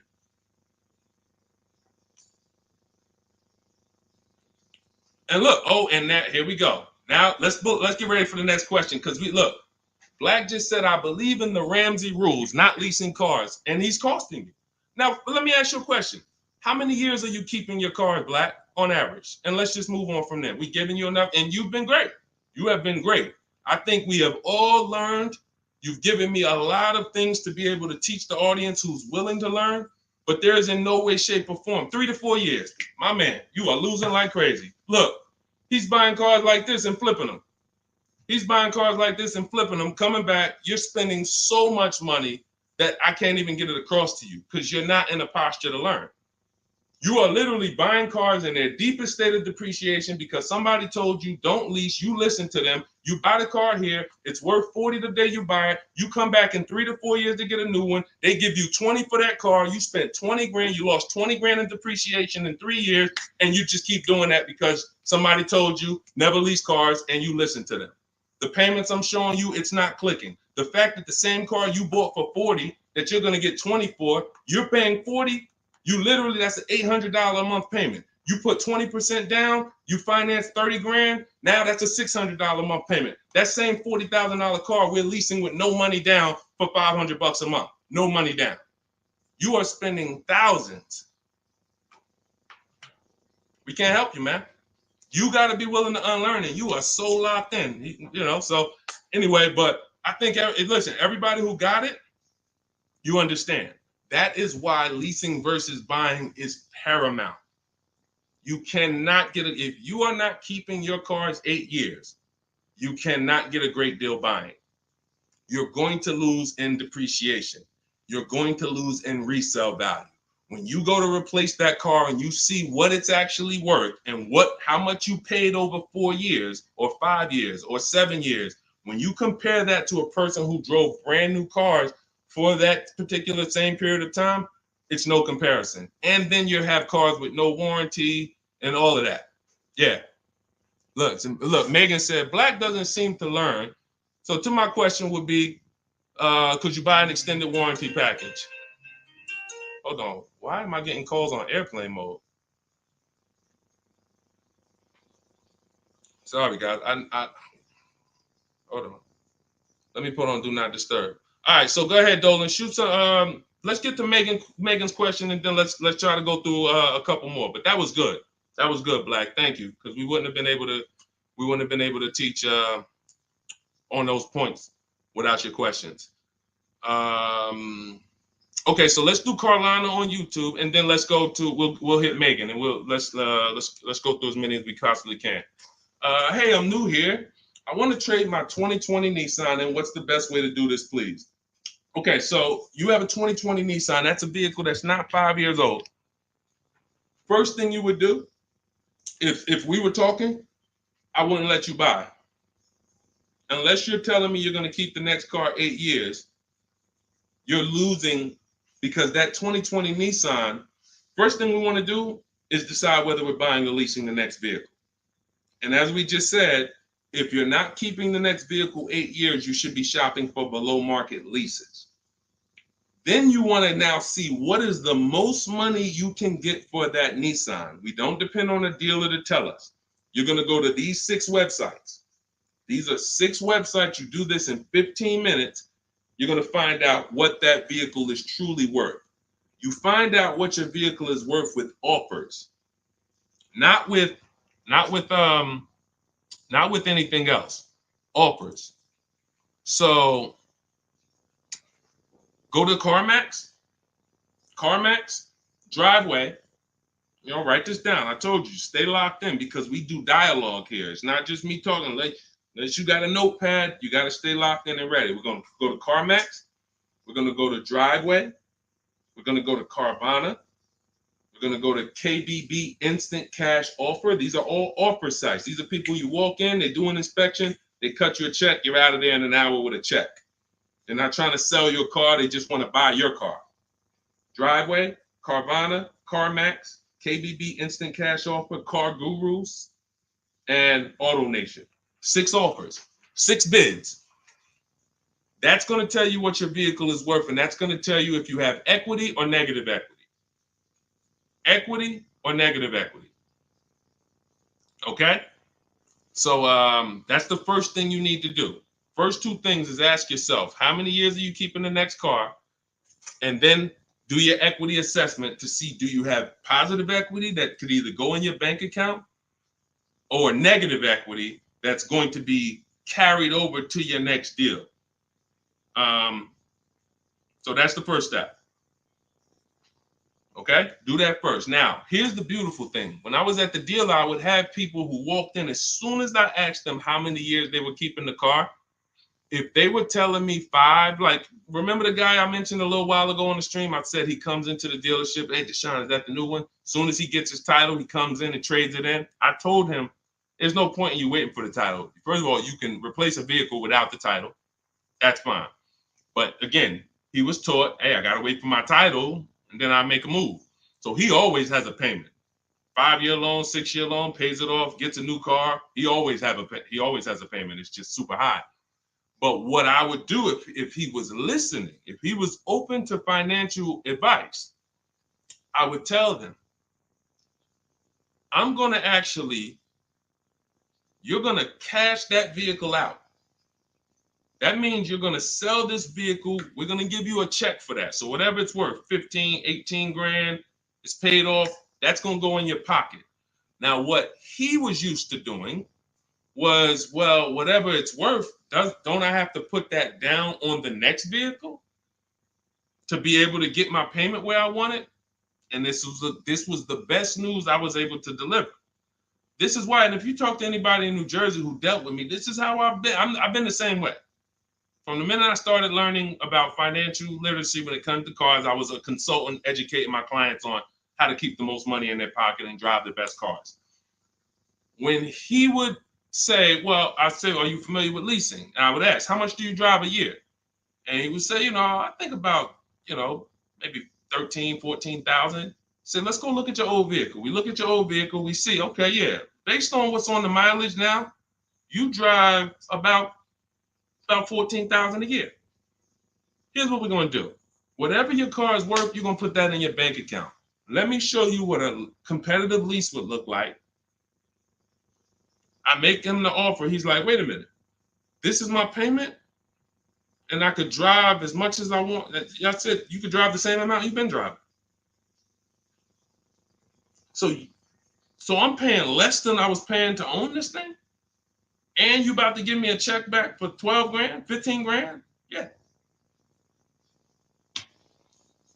This is what I want to do for the people who have been programmed that buying cars is how you should do it. Again, long-term owners, you should not be thinking about leasing. But here's how I know you need it in your tool belt, because your daughter may not be a long-term owner. Your spouse may not be a long-term owner. Your friend or whoever may not be a long-term owner. See, typically how you do things is how you teach other people to do things. So if you are keeping your cars 8, 9, 10, 12 years, you probably think everyone else is doing that. But your kids or your family members or your spouse, they may want to drive for 5 years, and then they're like, all right, this stuff's starting to go wrong. You said the warranty is up, and this got to cost $800 to fix, $400. Let's just go get a new one. Those are the people who don't have the values to keep a car long term, and you should not be buying cars for them. They should be shopping for. Now, both cases you need below market deals, but it does not. But knowing how long you're going to keep the car is how you're going to beat depreciation. So all of this is in my digital book, guys. Everything I'm talking about on this stream is in my step-by-step book. A lot of what we talk about on these streams and in my social media videos is what not to do. My book is about what to do. It's like, do this, do this, do this, do this, steps, check it off the list. Next thing you know, you got below market deals from home. There's only 3 things we go into the dealership for: test drive, have our car appraised, and to pick up a car. We are not there to shop. We're not there to get numbers. We're not there to negotiate. We do all of this stuff from home. So for 30 minutes, if you visited the website already, you'll see the timer, 30 minutes, you can get 75% off your copy. It'll be in your inbox in literally seconds. And as soon as you pay, in my TikTok bio, in my Instagram bio, Facebook, we have a link floating for you. You guys should be able to see the link. And then Instagram, we have YouTube, we have a comment pinned for you guys. You'll have the book, but as soon as you pay, you're going to see the thank you page. It says screenshot this page. You'll see my support team email. Sometimes you type your email wrong. Contact support if the book is not in your inbox in literally 5-10 minutes. Also, as soon as you pay, you see a link that says open your book below. So there's 2 ways I'm delivering the book to you. Right there as soon as you buy, but I'm also emailing you a copy. But sometimes, we fat finger the keyboards and there's a letter off. So make sure you hold on to my support team's email and hit them up. Okay, good stuff. Get your copy. Listen, once that clock hits 0, the price is $97, which is still worth every penny. If I missed it, I go back and look. Knowing what I know, knowing what the people know, look at Tiffany. Look at Tiffany's deal. Look at Tiffany's deal. Matter of fact, let's show Vicky's deal. Look, thanks to your books and your methods, I was able to get my new lease for 2024 Volkswagen Atlas SE Peak Edition with the tech package for $175 per month less than my first quotes. I did it all online except for picking up the car. I put no money down other than my first month's payment and DMV, which is probably $200, and saved over $6,000 on the life of that lease using your negotiating scripts. We have email scripts. This is what I want for you. I want you guys not just getting cars. Everybody's getting cars. You'll see people posting their car. Oh, I needed an upgrade. Look, get a bunch of likes. Hey, had to treat myself. You'll never see the numbers though. I want you, every time you get a car, I want you just as excited about the numbers you got as the car. And this will make sure you get there. Go ahead, Dolan. Shoot the next one up. Okay, Brandon from TikTok. I've lifted the Denali truck. I owe $6,500 on it. It has 163,000 miles. It needs $3,500 worth of front end work. Should I fix it or trade it? I'm the only owner. I would make sure you get a second opinion on how much it's going to cost to fix. Lifted Denali is going to have a low resale value. But here's the thing. The cost of replacement is always more than the cost to fix. Always more. So if you got a truck, and again, your truck, you got a loan on it. You got a loan on it, 163,000 miles. I teach something, you shouldn't have a loan past the 10th birthday on a vehicle. Now you're going into a lot of risk. There's different boundaries we need to follow. But what I would do if I was you is I would make sure I'm not spending more than $3,500 unless I'm getting multiple mechanics to give me an offer. But I would see, what does it cost? What's the lowest I can pay to get this truck running? What if you pay $3,500 and it runs again for another 3-4 years? All day long. Because to get a new vehicle, $3,500 is coming out your house in probably 6-7 months. Which would you prefer? $3,500 one time and I could drive this thing for another 3 years, problem free? Or $7,000 or $10,000 a year that I'm going to pay to get a new truck. Keep the cost low when you can. All right. Listen, I'm going to jump off. Everybody, listen, we'll be back for another stream. We went deep today. I think we dug into stuff we've never dug into before. Thank you to Black for, bringing some information to us that allowed me to teach and help you guys unlearn. Everything you need is in my digital book, Cars from Home, 7 Steps to Saving Time, Money, and Avoiding Dealerships. Normally $97. It's 5-star rated. You can Google it. You can see all the reviews people wrote using it. But you won't pay $97 if you get to my TikTok bio or my Instagram bio before that 30-minute countdown expires. You'll get it for 75% off, which is $24. And on YouTube and Facebook, I have a comment pinned for you guys where you can get your copy for 75% off. Use it. Make sure you email me your success stories, and make sure you save my support team's email just in case you type your email wrong. Let's make sure my team gets you your book. All right. God bless you. Keep winning. Keep unlearning. I'll see y'all on the next one.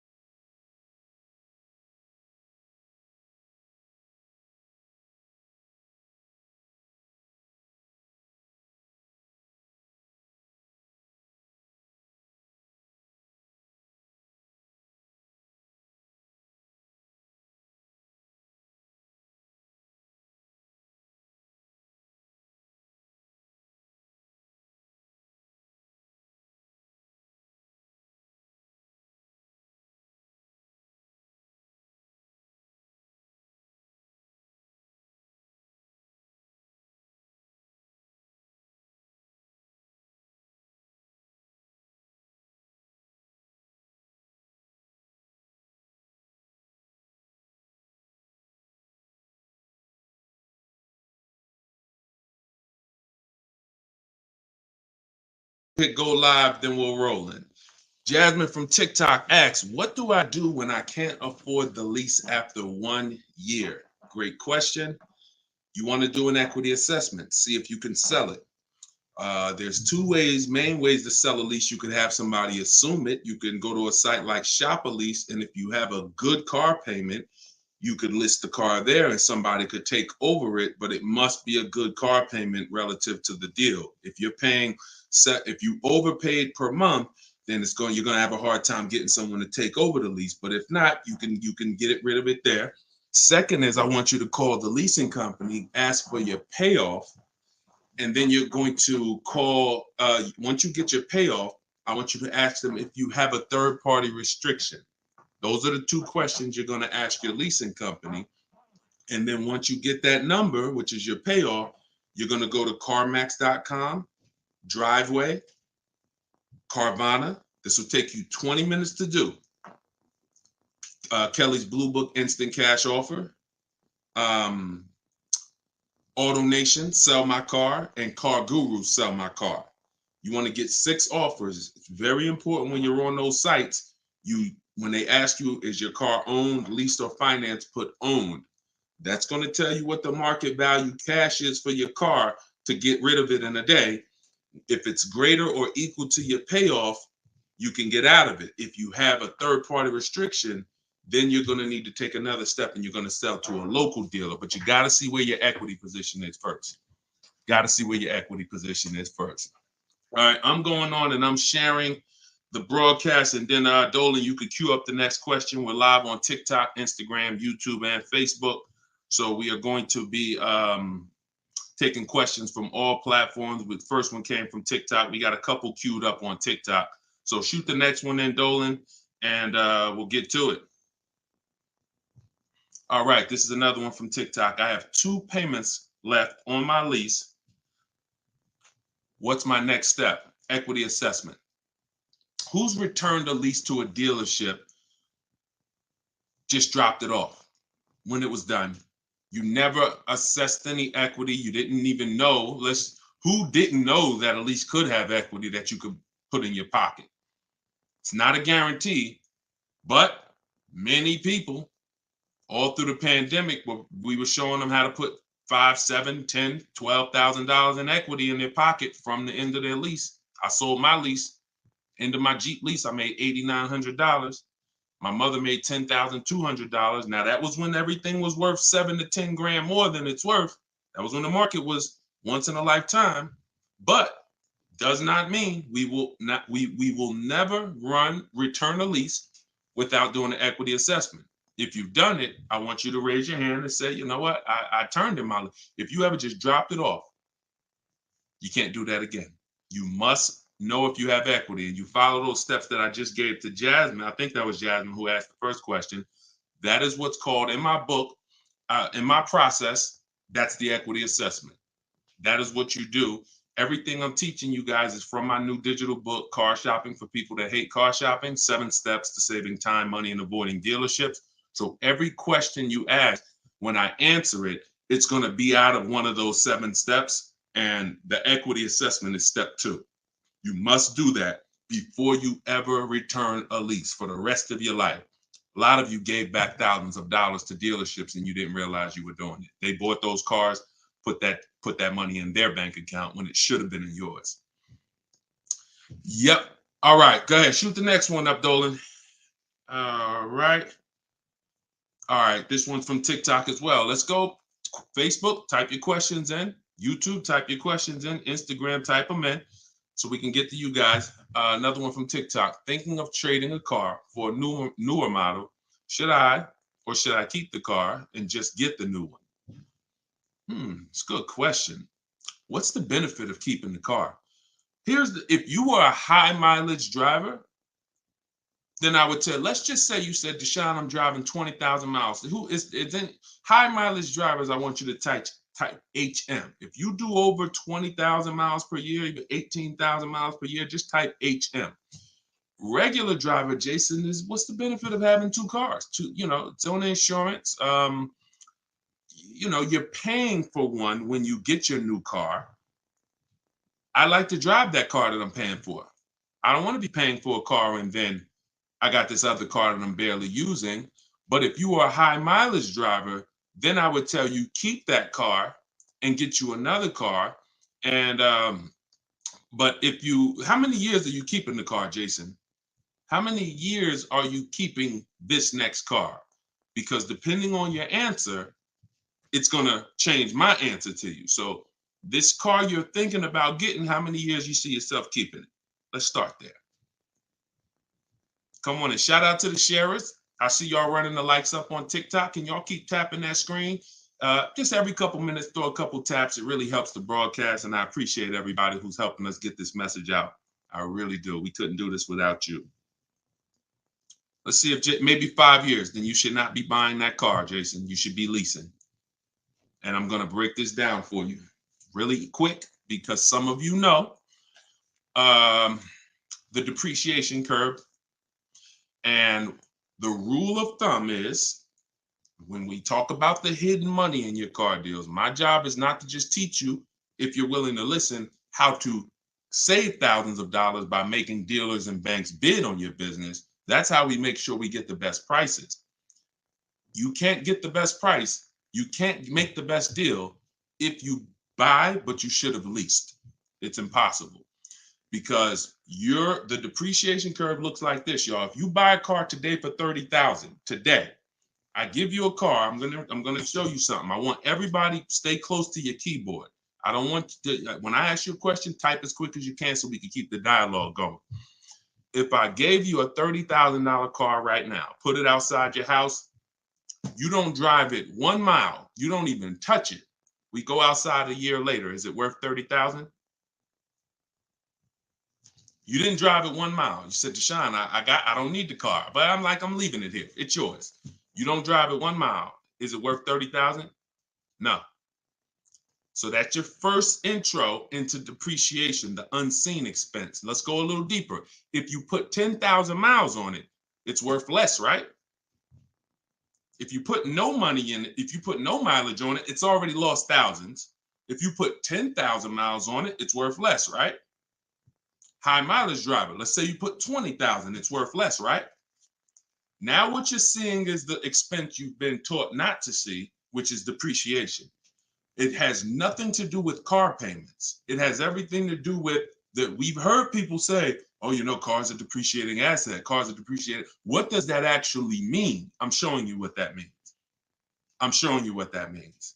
When you're buying something that goes down in value, you have to look at when it's going down, when is it losing its most value, and your goal should be to avoid replacing it while it's losing the most value. How many of you have a car outside right now, outside your house? You've had it for at least 8 or 9 years. Type the number of years you've had it. If it's more than 8, don't type 3, don't type 5. For those of you who have a vehicle outside right now and it's been in your home, in your household for at least 8 years, I want you to type the number of years. All right, we got Jason 10, we got 13, we got 8, we got 20, we got 14. Okay, so we got 10. This is the leasing versus buying question, and there's nothing more important than this to the foundation of your deal. Because if you choose wrong, you cannot get a great deal. And if you're new to this, then lock in for the next 5 minutes, and you're going to understand why. The people, those of you who said, Deshone, wow, Jazzy's 20 years. The vehicle, the value of your vehicle right now, isn't it going to be about the same a year from now? Everybody who just typed, look at that. And I want y'all to pay attention. If those of you who are like, Deshone, I never keep a car, you might be saying, looking at these numbers and saying, Deshone, I would never keep a car that long. It's not for me. It's not in the cards for me. It's not my style, not my habit, not interested. Perfect. Pay attention. 12, 20. So all of these people, your car will be worth next year about what it's worth right now. What does that mean? That means you have avoided the depreciation. You've won. The depreciation curve normally looks like this the first 5 to 7 years, but it starts to get like this the longer you keep the car. So now all of you who have answered, all of you who are watching them answer, their car depreciation curve looks like this now. It's not losing much value anymore. If you don't get to that level, there was no point in you buying the car because you're replacing it here. There's only 2 ways to go to avoid this type of depreciation. Car was worth 30, now it's worth 10, 7 years later. It's only 2 ways to avoid that type of hit. One, you're going to keep it long term. If that's not you, you should be shopping for aggressive leases. Not these leases you see in the car, in the commercials, come pay $4,000 down and all of that. These are not deals. Aggressive leases are below market prices and they're pennies on the dollar compared to what you've been paying. You cannot win buying cars and switching them like this. That's why you always have negative equity. That's why you're always never happy with what you're getting for your car. You buy your car, you come back, look 3 years later, you see what it's worth. It's always disappointing because you're trying to literally get cash back out of something that is not designed to give you any value in the short term. Leasing or long-term ownership. That's why the first thing that I teach, it's called the most important question, is how many years you keep in the car. If it's not 8, then you should be leasing. It's not even a question. We'll go deeper on that throughout the show. Anyone who wants to know more about that, you keep asking, because once I open up that Pandora's box, it's like your mind is like, oh, but everything I heard about leasing, I heard it was bad. I heard you can't drive that much. I heard that yada, yada. They bill you for all of this stuff. All of those things, I'm going to help you unlearn because unfortunately, the people who taught you that were confidently incorrect, which is dangerous. Confidently incorrect is you're dangerous to yourself and others. So, all right, so that's the key. That's the key. Jason, don't think about buying if you're not keeping 8 years. You're going to overspend. And we'll talk more about that throughout the broadcast. Feel free to ask follow-up questions. Go ahead, shoot the next one, and I'll go as deep on that subject as we need to for you to understand it. It'll give you some lease comparisons. You'll see what great leases look like, and you'll see how there are pennies on the dollar when you know how to get great lease deals. And that's the way you avoid the depreciation. Only 2 ways. Great lease deals, long-term ownership, 8, 10, 15 years. That's it. 2, 3, 4, 5 years, you can't avoid the depreciation buying. You just can't. You're going to lose thousands every time. Go ahead, shoot the next one up, Dolan. We're keeping the questions coming in. We're live on all platforms, so just keep typing. I'm going to try to get through as many as I can. We got a lot of questions coming from TikTok. All right, let's go. Should I put money down on a lease that I'm about to turn in? That you're about to turn in. I'm gonna assume you meant, should I put money down on the lease that you're about to get? So check it out. Here's how you shop all your lease deals from now on. there's one thing that I never want you to say again. It's really two things, but in this subject, the other thing is trade. This is down payment. I want you to eliminate the words down payment from your vocabulary because it's been used as an opportunity to get more money out of you. Who's ever went in, thought you were making a car deal, you thought you were going to put maybe $1,500 down, and then somewhere down the lines, these hidden things come like, oh, well, you got the taxes and fees, and then you end up putting more down than you thought you were going to. Has anybody that ever happened to anybody? Hit the raise your hand emoji or just type me if you've experienced that.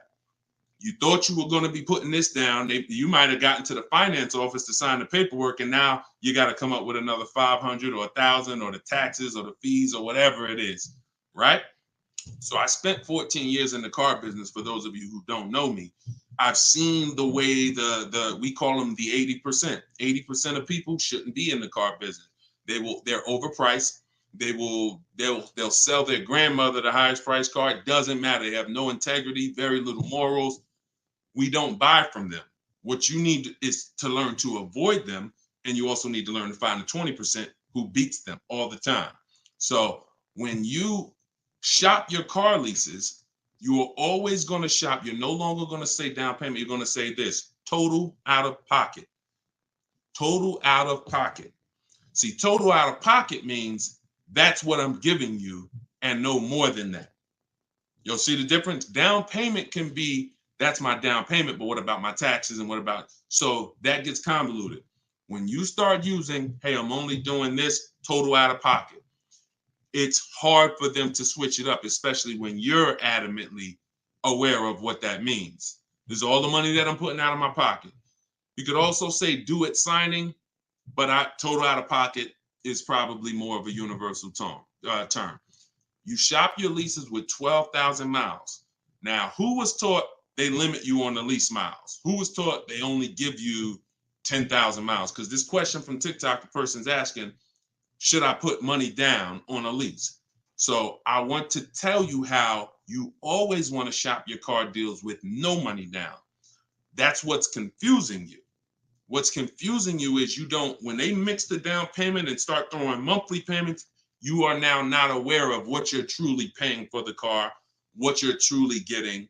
And so this is why you use what I'm telling you, you shop my way. You're never going to shop with down payments. That doesn't mean we don't put down payments down, but we do not get offers and we're not out there shopping with down payment money. Okay? So, all right, I see it's happening to you, Fouché. So you're going to get your offers with first month's payment, total out of pocket, taxes and fees in the payment, 12,000 miles per year. Once you do that, I teach in my book, I have a new digital book. It's called Car Shopping for People That Hate Car Shopping, 7 Steps to Saving Time, Money, and Avoiding Dealerships. I teach a strategy called the 25 to 5. We're going to connect with 25 dealers. We're going to get 5 offers. We do not make a decision without at least 5 offers. Because once you see, thanks to everybody who's supporting the broadcast with the gifts, I appreciate that.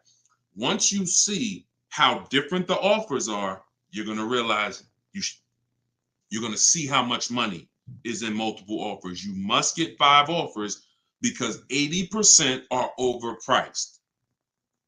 Don't try to change these people. Don't question, oh, listen, why are dealers like this? Why are the 80% overpriced?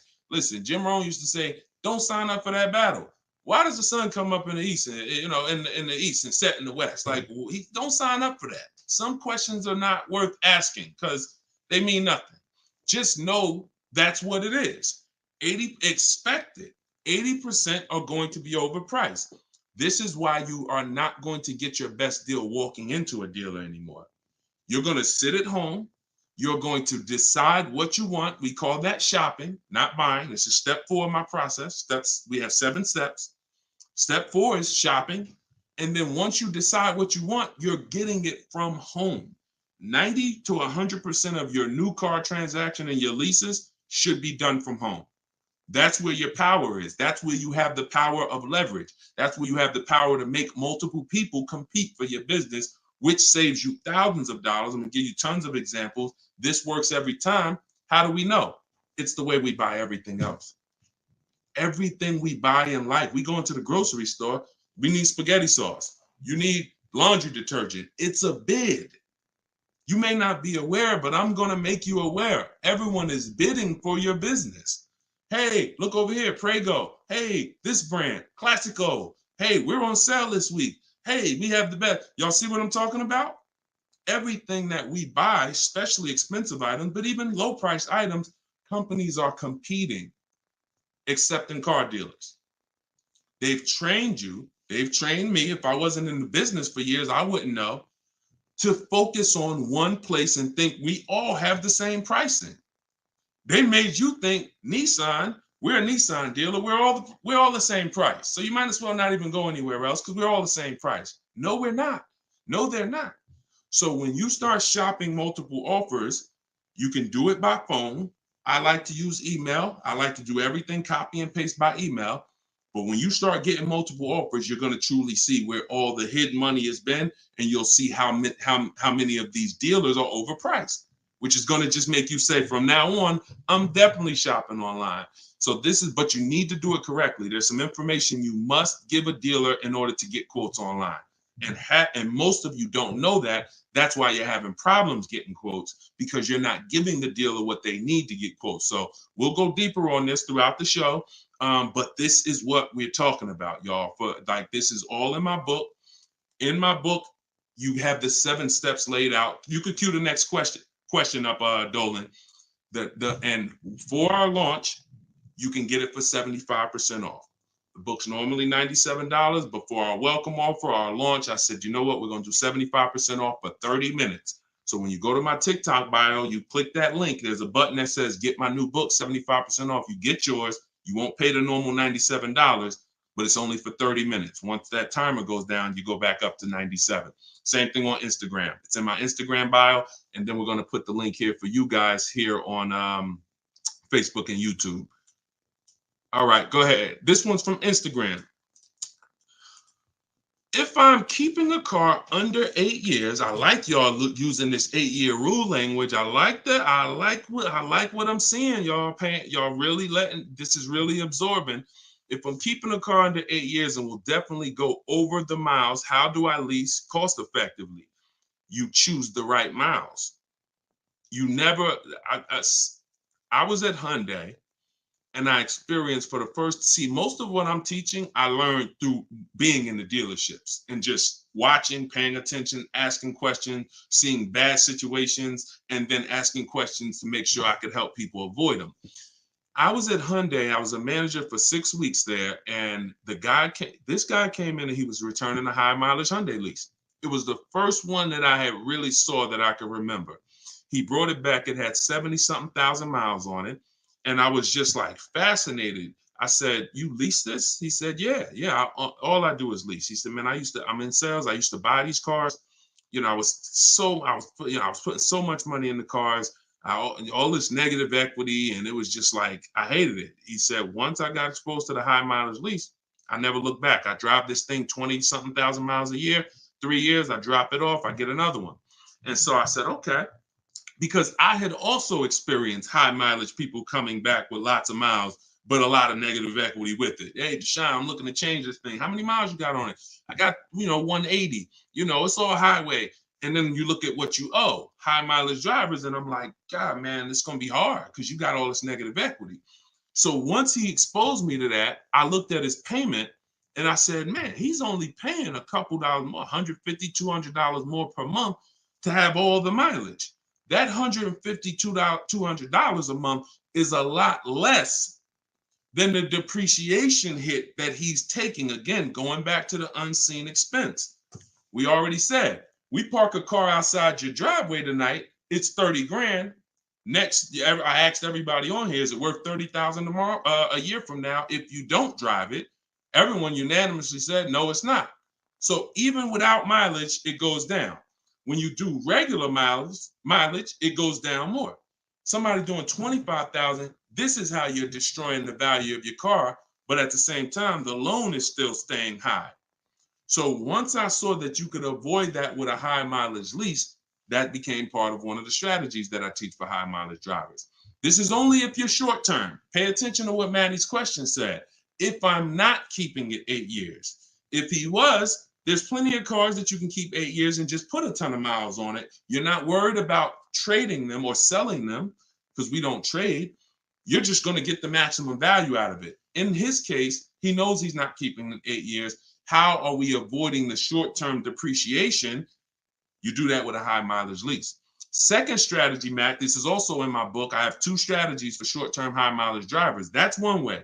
Shop for your lease, 12,000 miles a year, identify the best bid, and then once you identify the best bid out of 5, you have them adjusted to a high mileage lease. Second is you buy your car, or if you have a car now, you keep that car, pay that car off, and now you're going to go lease your nice car, and that's going to be your second car. I call that 2 cars, 1 payment in my book. That's what it's called. And now you have, because some people say, Deshone, you know what? I want a nice car. I drive a lot for work, but man, I want to get me something nice, but I don't want to just be destroying it. And this strategy becomes perfect for them. This guy who's doing the high mileage lease with Hyundai, that's not a nice car. Especially once it gets up to 60, 70,000, it's not so some people are like, you know what? I want a nice car. I'll have my mileage car. I'll do, half the mileage on that. And then I'll go and lease me something and I'll do half the mileage on that. And so it's a beautiful thing. You got your nice, beautiful car and you got your mileage car and you split it, payments affordable, and you're not dealing with all this negative equity like you've been used to dealing with as a high mileage driver. High mileage drivers are getting killed with some of the worst because you guys are just killing the value of your cars. You use either one of those, you're going to love it.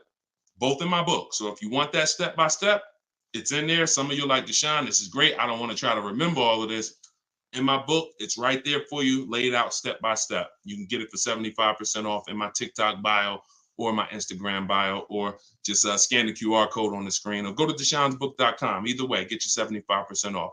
Okay, shoot the next one up. That was a great question, man. Shoot the next one up. Let's get through as many as we can.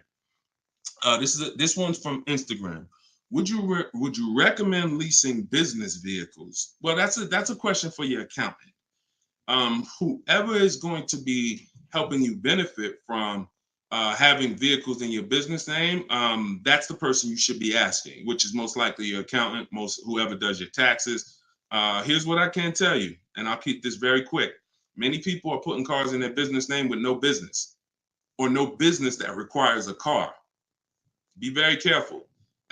There's 2 parts to this. One, whoever's going to teach you to put cars in your business name from a business strategy standpoint, that's who you need to learn from. Second is you can use what we teach to save money on the cars, because what I see these people, influencers, social media people paying for these cars, they'll never tell you what they're paying.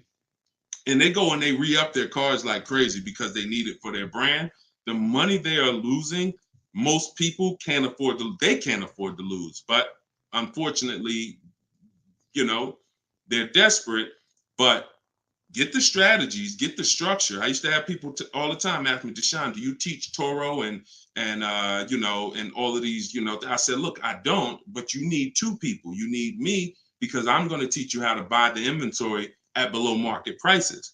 You need the business person who's going to teach you how to legitimately do the business, inventory and all of that. Those are the 2 people that you need. And without both of them, you got some incomplete counsel. But be careful listening to these people, man. If you don't have a business and you wrote off thousands of dollars in business mileage or thousands of dollars in car payments and maintenance, I don't want to be around you when you get audited. And the sad part is those people who told you this won't be around when you get audited, and you can't support that. Just be very careful we don't want a second wave of the PPP. You get a lot. Okay, that's it. We're not gonna beat a dead horse. Go ahead. Next question, Dolan. I think y'all get the point. Some videos were the worst videos to go viral. Did so much damage, still doing damage. Okay, TikTok. This one's from TikTok. Facebook, YouTube. Keep typing. We're not seeing many questions from you today. Do you recommend leasing over purchasing? So you missed what we talked about. I recommend you go back, watch the begin. See, there is no leasing or purchase. There is no either or. It's a based on how many years I'm keeping the car, I should be leasing. You can't, there is no either or. When you lease, you are not keeping your car and you are avoiding short-term depreciation, paying pennies on the dollar for brand new cars. That's not going and paying what they have advertised or walking in a dealership and say, hey, work me up a lease deal. That is not what I'm talking about. When you add up the payments from doing that, you're going to see you overpaid. You probably broke the 1.5% rule and you paid too much for a car you're giving back in 3 years. What I'm talking about is aggressive lease deal. Look at this. Give you an example. I'll give you an example right here. So, and this one, I love to use her because she was in the middle of the pandemic. Middle of the pandemic, people were out here buying Kia Tellurides for just $5,000, $10,000 over sticker. Bonita got hers in 2020. She got a 2023 Kia Telluride, put $600 down, and that was her car payment every month for 3 years, $600 on a almost $47,000 Telluride. Why is this so important?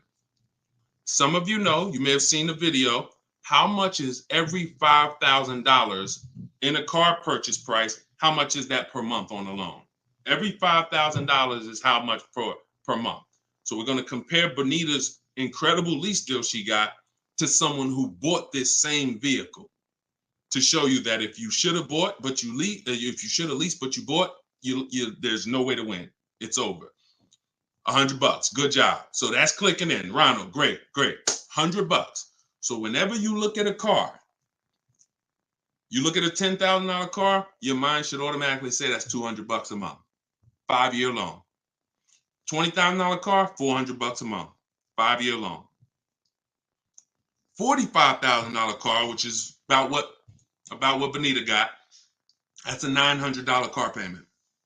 So there's people driving this car. We're not even taking into account the taxes and anything like that. That'll put it up probably about 40. Actually, that'd be put it about 50. For her truck was 46, taxes and fees, call it 50. It's about $1,000 car payment for 5 years. She's paying $600.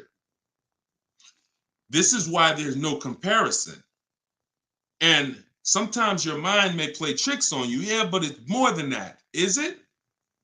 If you and I both drive out the same lot, same exact vehicle, you're paying, we're not putting any money into the deal. See, I want to make sure I keep you on track when you're not, neither one of them are putting any money into the deal.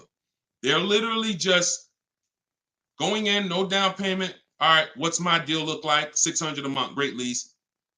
$1,000 a month, 5-year loan, no money down. So when we leave it the same, if I'm paying $1,000 and you're paying $600, is there any question of whether you're winning right now financially? Same vehicle. So as we drive, the only way you can eventually win, or I could eventually win if I bought, yeah, I'm paying $1,000, but I'm going to keep this vehicle long enough. So in 10 years, my Telluride is going to maybe worth $9,000. I kept it 10 years. It's worth $9,000 out there, but it's not losing value anymore. It's been in my household and I was able to outlive the depreciation. So now I win. Doesn't mean you lose. See, it's not like, oh, well, you lost, you should have bought. No, Bonita knows I'm not keeping 10 years. I'm not keeping 8 years. That's not my goal. Therefore, I'm going to shop for great lease deals and I'm going to pay pennies on the dollar compared to people buying. And that's my win. So there is no should I buy or should I lease? Do you recommend leasing over purchasing? I recommend leasing when you should be leasing, which means you're not keeping your car 8 years. I recommend buying when you should be buying, meaning you're keeping your cars 8 years. You're going to outlive depreciation, pay it off, and have a car that is not losing value in your driveway in 8, 9, 10 years. That's when both people win. And if you're stuck in the middle, then what I recommend is you get out of stuck in the middle because you're losing tons of money. Get out of being stuck. Buying leases out, buying loans, straighten them in. Get to one, choose a side. I put 2 good sides in front of you. Choose a side. All right? Good question, though. Go ahead, Dolan, cue the next one up. This was good, man. Wait, let me make sure. I'm trying to make sure I'm sharing all of this. Shout out to the sharers. Everybody getting value out of this? Type $ if you're getting value out of the show. This is what we do. All right, go ahead, shoot it up. All right, a lot of questions from TikTok today. YouTube, y'all, come on, type the question. All right, good to see you, Melody. I see. All right, when is it a good time to buy a car? Sashi, there's no good time. There's no bad time. Dealers have to make deals. See, I want you to not believe the marketing. What I want you to also do is I want you to pay attention when we do these shows. Pay attention to I don't want you shopping in an emergency situation unless it's an emergency. What does that mean? If your car was totaled, stolen, then it's an emergency. You got a couple days, no problem. You can use what's in my book. You can get bids. As long as you get multiple offers, you won't overpay. If you have your back against the wall, that's going to happen every now and then. Multiple offers is the key. If anybody had to go buy a TV right now, I said, look, you got 48 hours, you got to get a 100-inch TV, and you got to get a great deal on it. Is anybody worried about overpaying for the TV?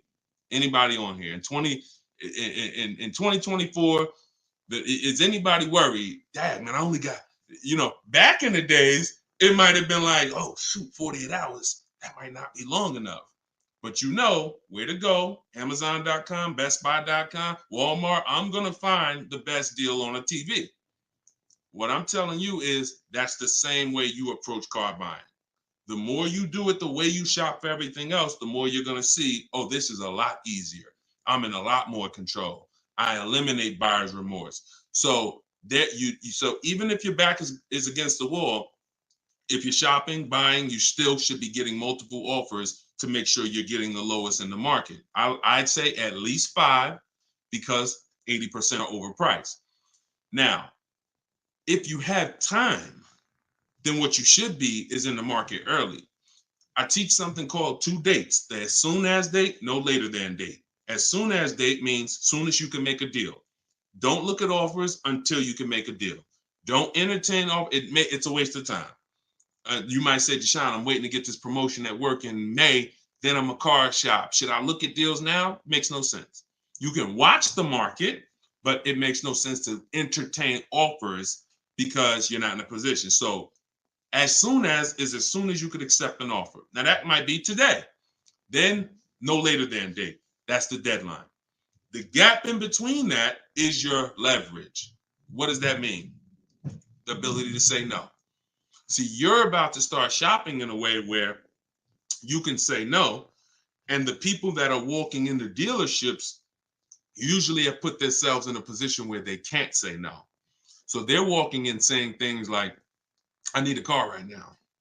My lease is up. If your lease is up, call, get a free extension. You shouldn't be shopping with your back against the wall. They're walking in saying things like, man, nobody has cars. That's because one dealer they walked in didn't have cars. Maybe they went to a second one, didn't have the color they want, and they're like, man, nobody has cars. They're broadcasting that energy, which is actually that's going to cost you. When car salesmen take it from me, I was in there every day of my life for 14 years. Not every day, we had days off, but when you say things, we're trained to hear them. No one has cars. That means the price just went up. If I have a car, you're going to pay more for it. This is what the 80%, this is how the 80% think. It's a mind game. So you don't want to be there. You want to be at home. And when you have the ability to say no, now here's what you do. You reach out to dealers for your offers and you're telling them, hey, I can make a deal right now. This is what I'm looking for. But I don't need a car until July 3rd. See, that's power.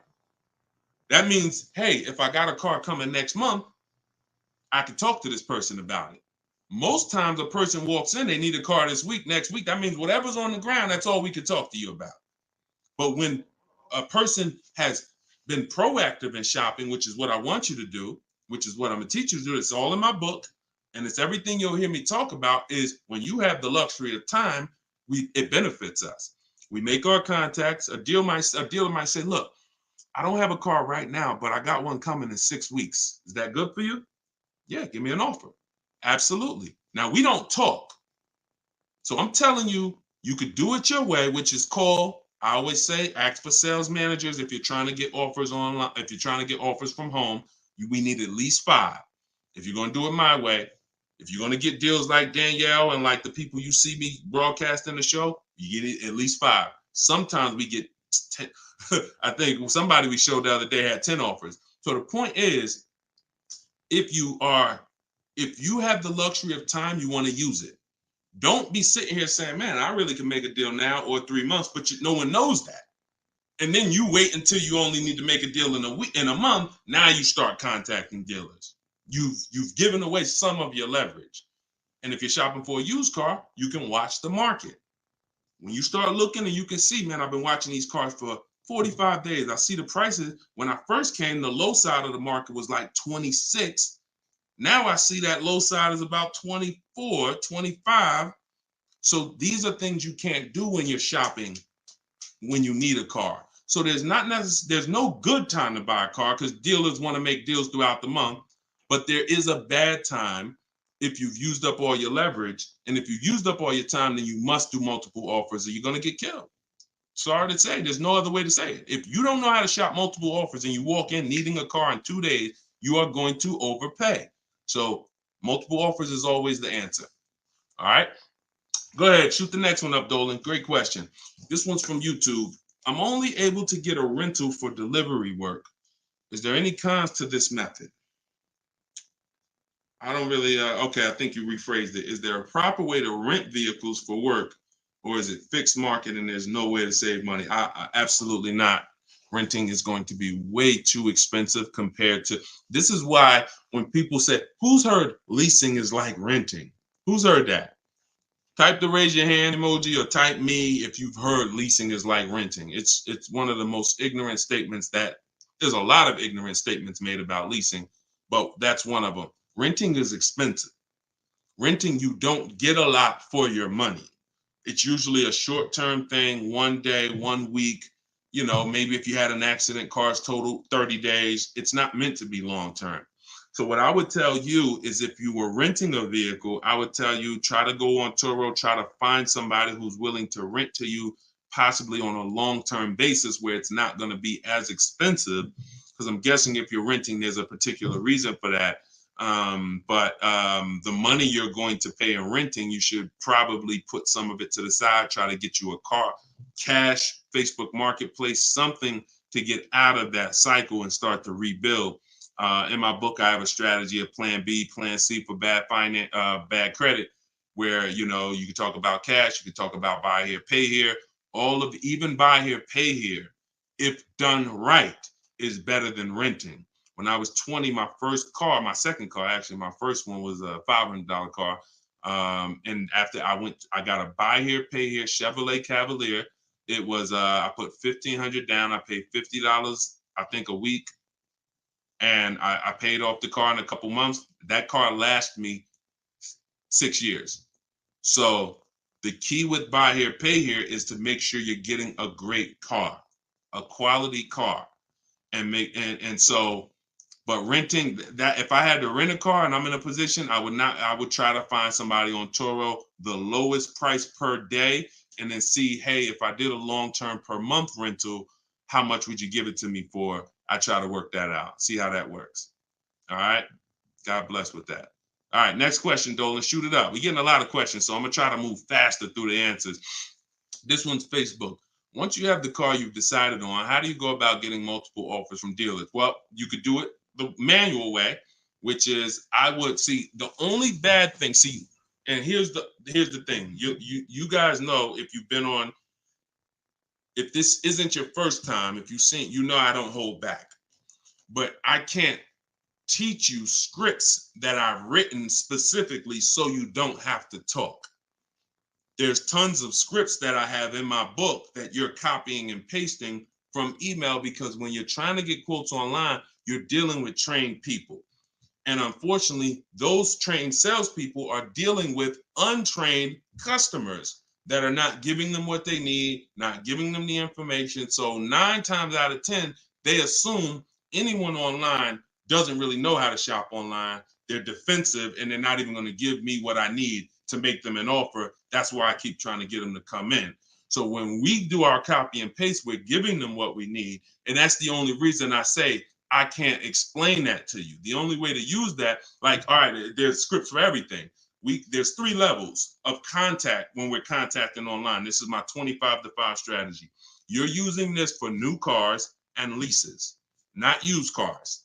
Different strategy for used cars. New cars and leases, you're using my 25-to-5 in the book. And what that is 3 contacts. First, we got to let the dealers know what we want. We contact 25 dealers online with a copy and paste template, tell them what we want. We need to tell them what we want. We need to tell them what our deadline is as soon as we can buy a car, which would be today, because we don't contact if we can't buy today, and then our deadline. And now you're going to have responses. Hey, when can you come in? Hey, when can I? Hey, when can we have a phone call? Hey, whatever. So because I used those scripts, I was able to write responses. I had to use those same scripts. Hey, Mrs. James, thanks for the inquiry. Hey, when we have I'd love to help you with this. I have a car. What would be better for you for us to talk? 1 p.m. or 4 this evening? I had to use those scripts. So I was able to write the responses to them. So we copy and paste. Now, the key is whether you're doing it that way or whether you're calling, the first key is, do you even have a vehicle I'm interested in that matches what I want? So in that initial contact, we're telling them exactly what we want. Color choices. Hey, I'm open to black, blue, gray. I'm open to a sport model or a touring model. I'm open to this. Like, this is what I like. You have to tell them that, or there's no way for them to search the inventory and get you and even see if there's a match here. So once we do that, that's your first thing.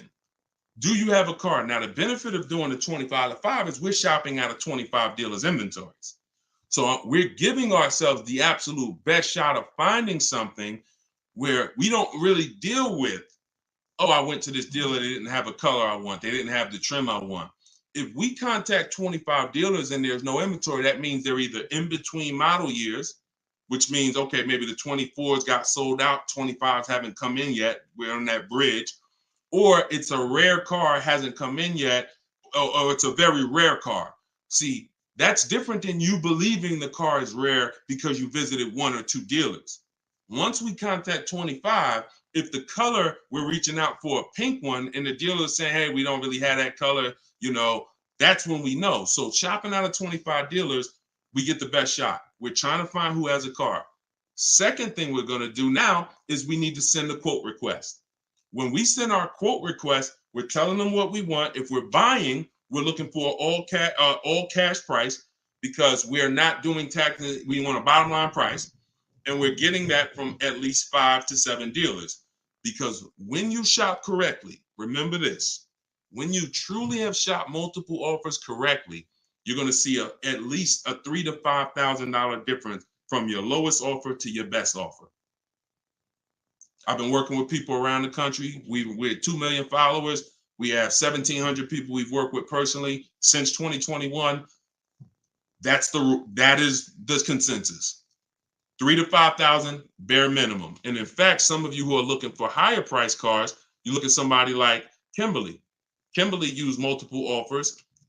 Her Maserati she was shopping for, she picked it up a little while ago, $86,961 vehicle. They offered it to her for $66,261. Deshone, that sounds crazy. She saved 20 grand. Actually, 20,700 on that offer. So now you never can pick. You don't know where the bottom is. She didn't go in saying, if I can't save 20 grand, I'm not getting it. That's not how we go in. We go in, we do multiple offers, and we let the bottom reveal itself. We don't choose the bottom. All right. So once we do that, we're getting our quotes, and there's going to be a lot of people who try to stop that. Hey, we only do business in person. When can you come in? So you need scripts to respond to all that if you're going to do it fast and shop like we shop, 60 minutes, 90 minutes. But if you're going to do it manually, then you can call sales. You can ask for sales managers and try to get them that way. But do not make a decision before you see at least 5 offers. 5 to 7 offers. Nobody who's listening to me will ever buy a car without seeing 5 to 7 offers, new cars and leases. Never. Too much money at stake. All right. So that's how we do it, Damon. That's the intro. And that's the only reason why I can't go deep on my 25 to 5, because it's totally internet based. We do it 60 minutes. So everyone who's like, Deshone, I want to use that. It's in my new digital book, Car Shopping for People That Hate Car Shopping. You can download it in my TikTok bio. You get it for 75% off as part of our launch. And it'll be in your inbox in 5 minutes. Same thing with Instagram. Go to my Instagram bio. You got 30 minutes before it goes back up to $97. Get your 75% off. And I'll post a link. Cue the next question up, Dolan. I'll post a link again for you guys here on YouTube and Facebook. Here's the emergency link. All right. This one's from Facebook. We got another question from Facebook. Hey, I'm in the USA, originally from Canada, and no credit in the USA as yet. Should I buy a used car with cash or a new one? What I'm afraid they'll give me a high rate. What do you think best option? Hey, if you got the ability to buy a used car cash, that's what I do.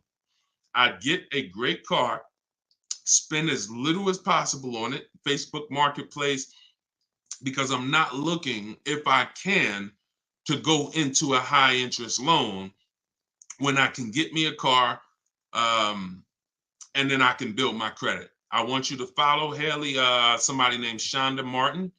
Her brand is called Road to 750 Plus.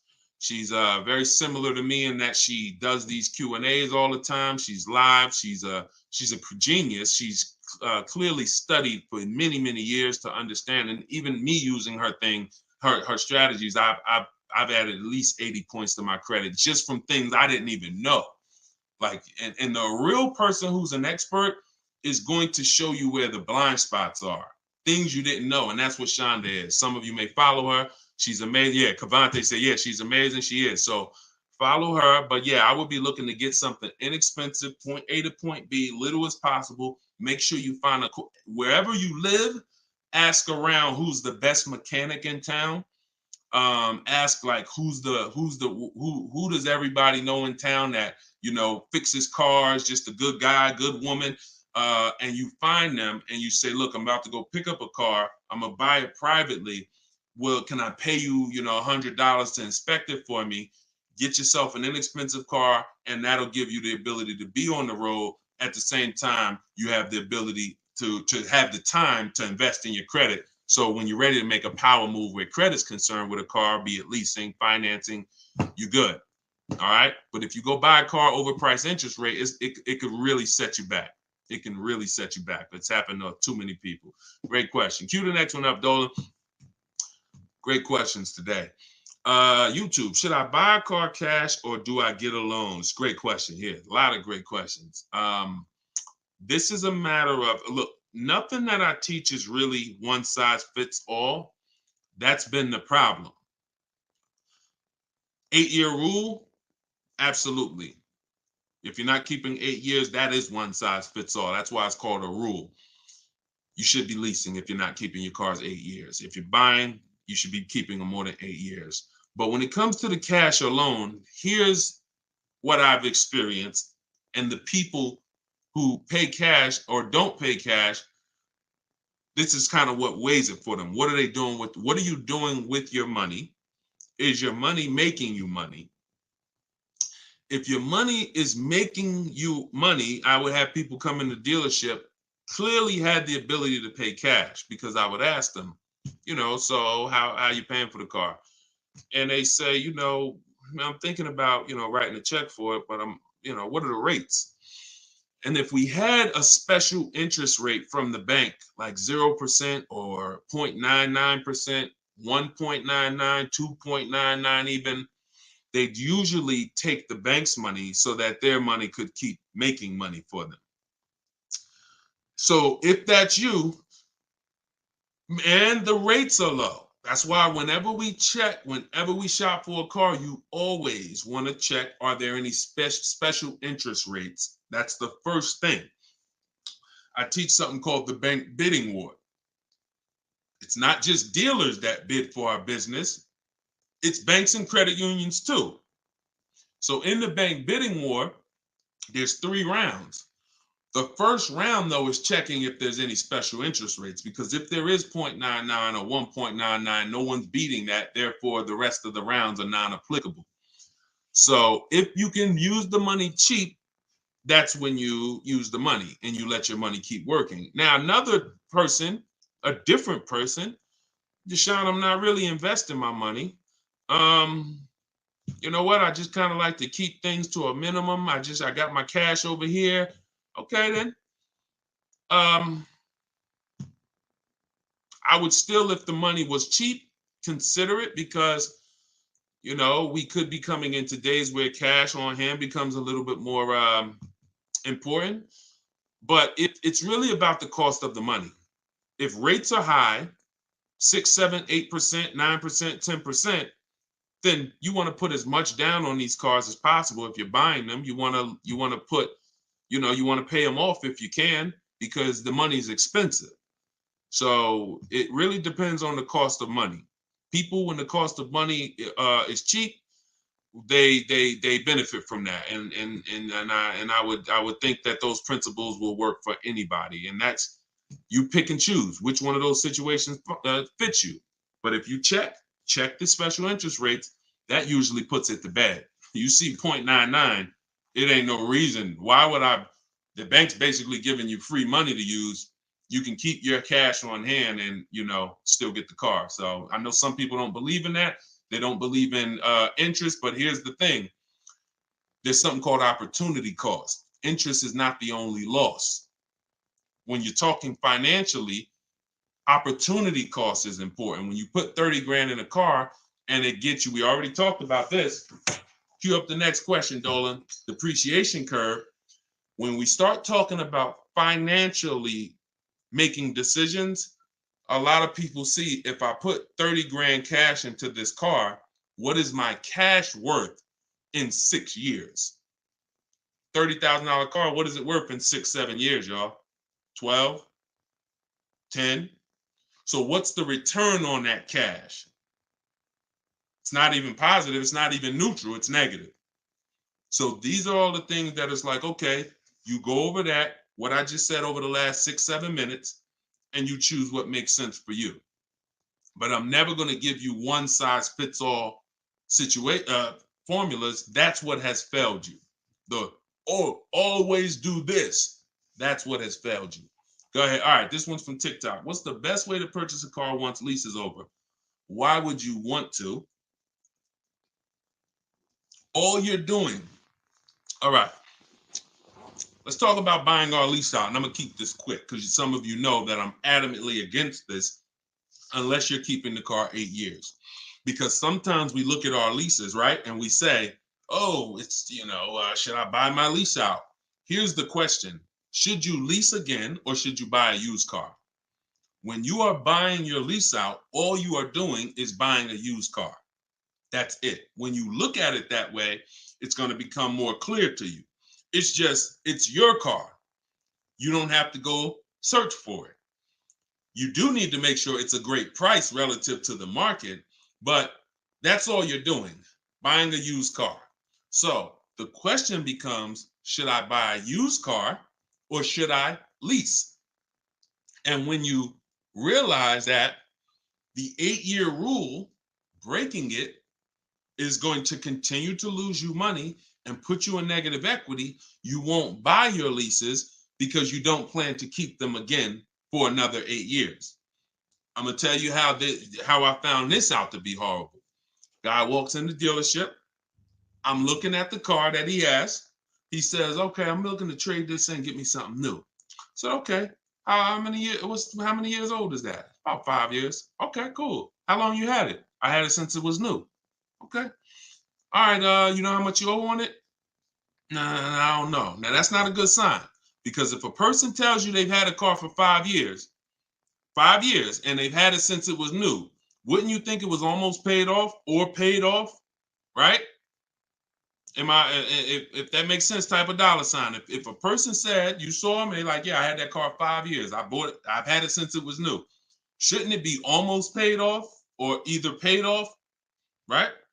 So when he said, I don't really know what I owe, I was like, okay, no problem. We'll call the bank. We'll find out. All right. So have the used car manager look at his because everyone who's in this position, I'm going to tell them about leasing. So I'm looking forward to that, because once I tell them about leasing and I show them the numbers and like, hey, you keep trading these cars, look how much you're going to save. And some people will come in and their car was paid off. And I'm like, good thing is whatever that car is worth, you're going to get all that back. You're not putting it into your deal and using most of it as a down payment. So I've literally changed people from financing or buying to a lease, giving them a check back for their whole car that they was coming to use as a trade, and they get a check for $12,000, and then they leave with a lease with no money down or little down, and they're like, yo, this is great. So I'm thinking I'm about to lay this out for him. And so used car manager goes, looks at his car, may say like, okay, I think the car's probably worth about 18. Okay, perfect. So let me call the bank, find out what he owes. Hey, how are you? I'm calling for Mr. Johnson here. Yeah, he's interested in replacing his car. We need his payoff. Okay, the payoff is 18,000. Wait a minute.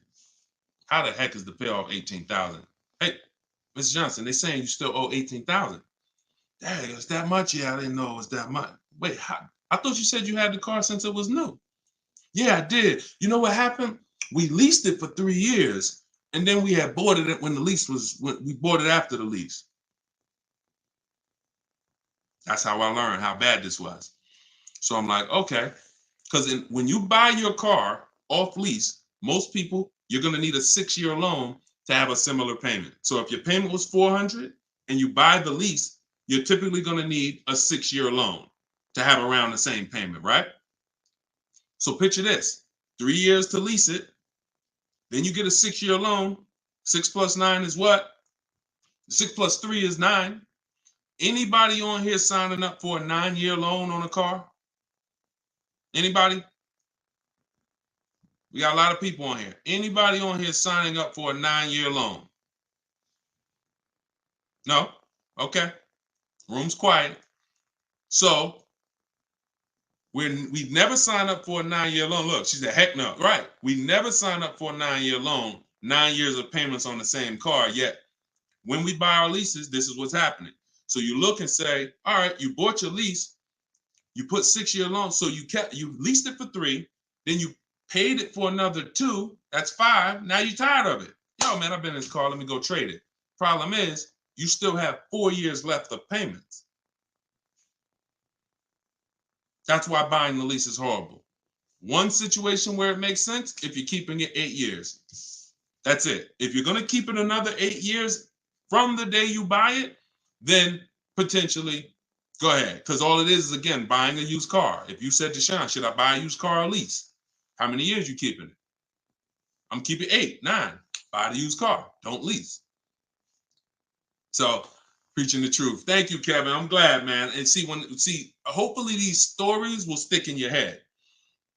So when you encounter these situations, you know, when someone says to you, hell, man, I'm thinking about buying a lease, you'll never forget the story. So this has nothing to do with getting the best deals. This has everything to do with having the best deal structure. So I'm glad that clicked. Go ahead, shoot the next one up, Dolan. Oh, I see we already been on for. All right. We'll do a couple more. I'm trying to get through them as quick as possible. Y'all, if y'all like Deshone, I love to know everything you teach of how you shop for cars. Everything I teach is in a step-by-step way. In my digital book, Car Shopping for People That Hate Car Shopping, 7 Steps to Saving Time, Money, and Avoiding Dealerships. Everything we do is a bid. We're buying cars and leasing cars in 90 minutes, 60 minutes. When you get good, you'll be able to do this in like 45, 60 minutes. You never spend more than 30 minutes in a car dealership. You're at home. You're the prize. You're getting bids. You're no longer negotiating one-to-one where you're in a losing position. When you're getting bids, you're in the winner's position.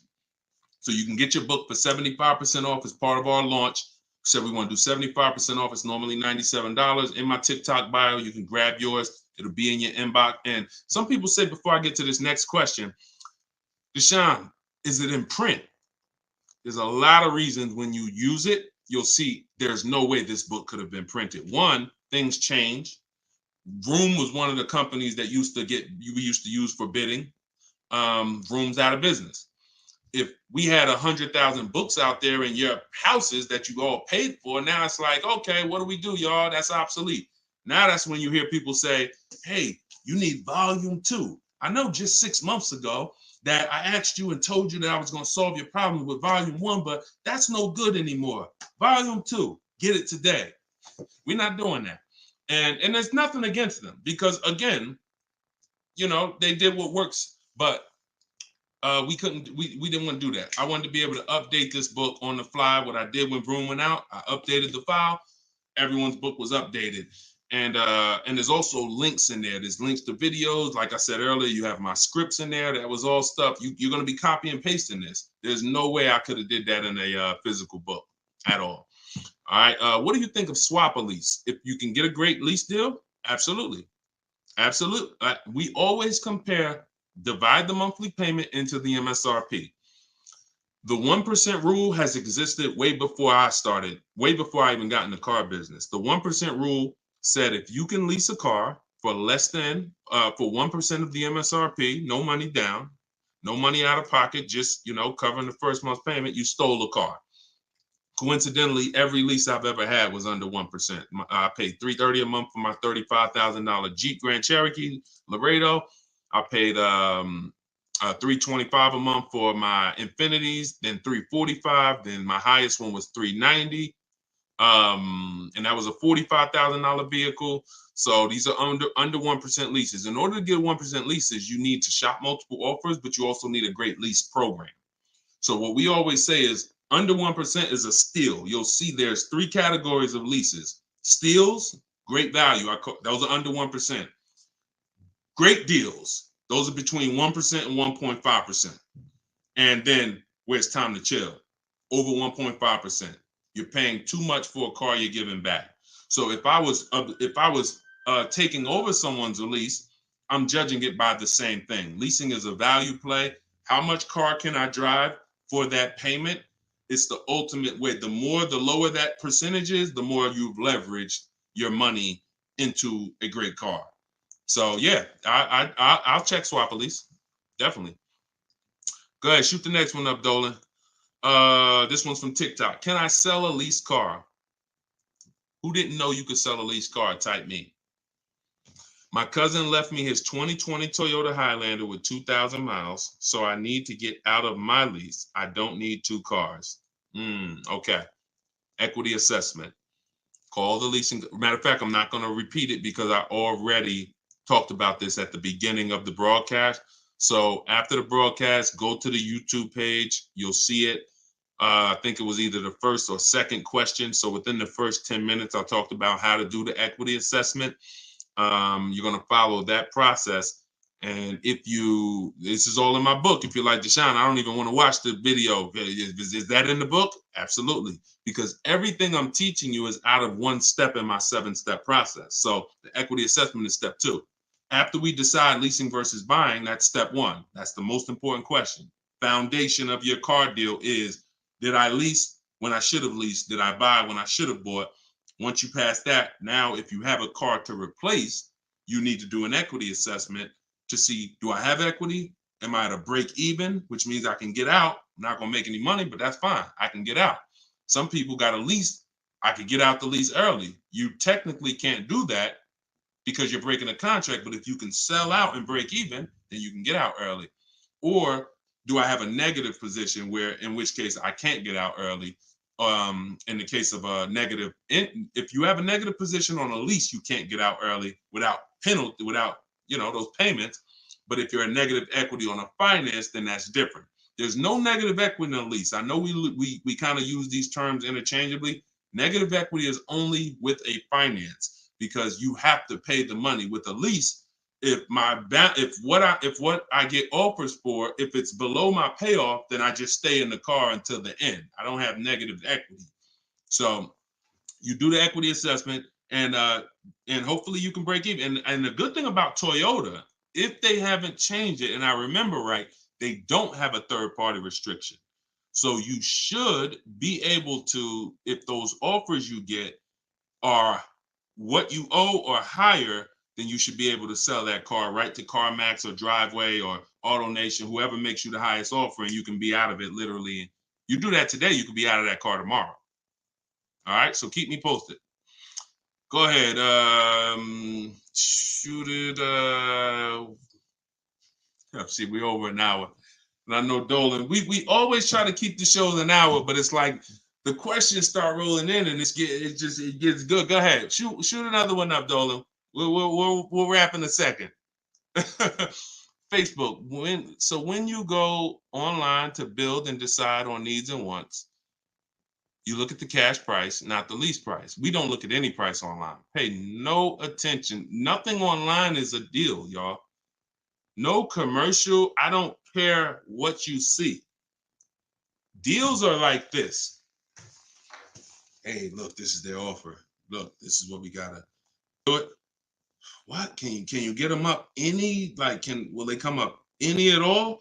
Nah, man. They said that they made this, and it's like, shoot.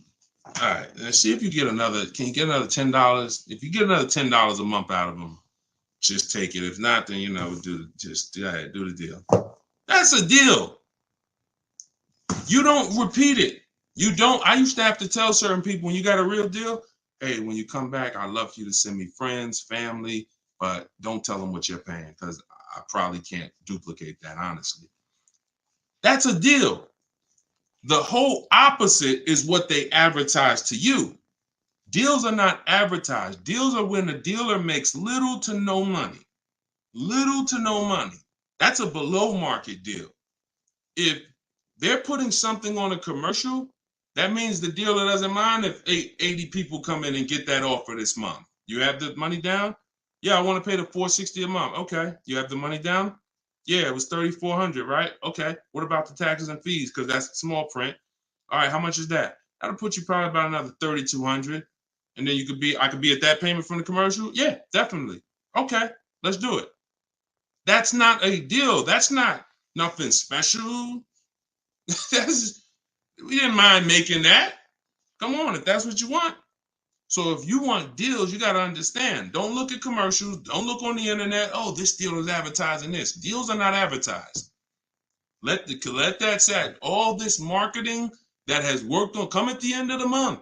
Imagine being in a business where your customers were trained to come at the end of the month. Imagine if you had a pizza shop, a car wash, and that happened. You knew that the industry was so good at marketing that you knew the last 3 days of the month, your car wash is going to have lines around the corner. That's marketing. So dealers make deals when they're like desperate. I want to see. Nobody's here. So don't pay attention. Don't pay attention to that. Just follow the process. Oh, I see you got the book. Just follow the process. If it's not written in there, Ty, don't add to it. Don't add to it. If Deshone didn't say, go to this website and look and then write that down, don't do it. The whole purpose of why I wrote that book in that way is to take the guesswork out of it. If you find yourself like, okay, what should I do here? All right, I'm going to do this. You're probably off my path, because my path is very rigid. It's like a McDonald's system. You hear that beep, the nuggets are ready. Oh, don't change it.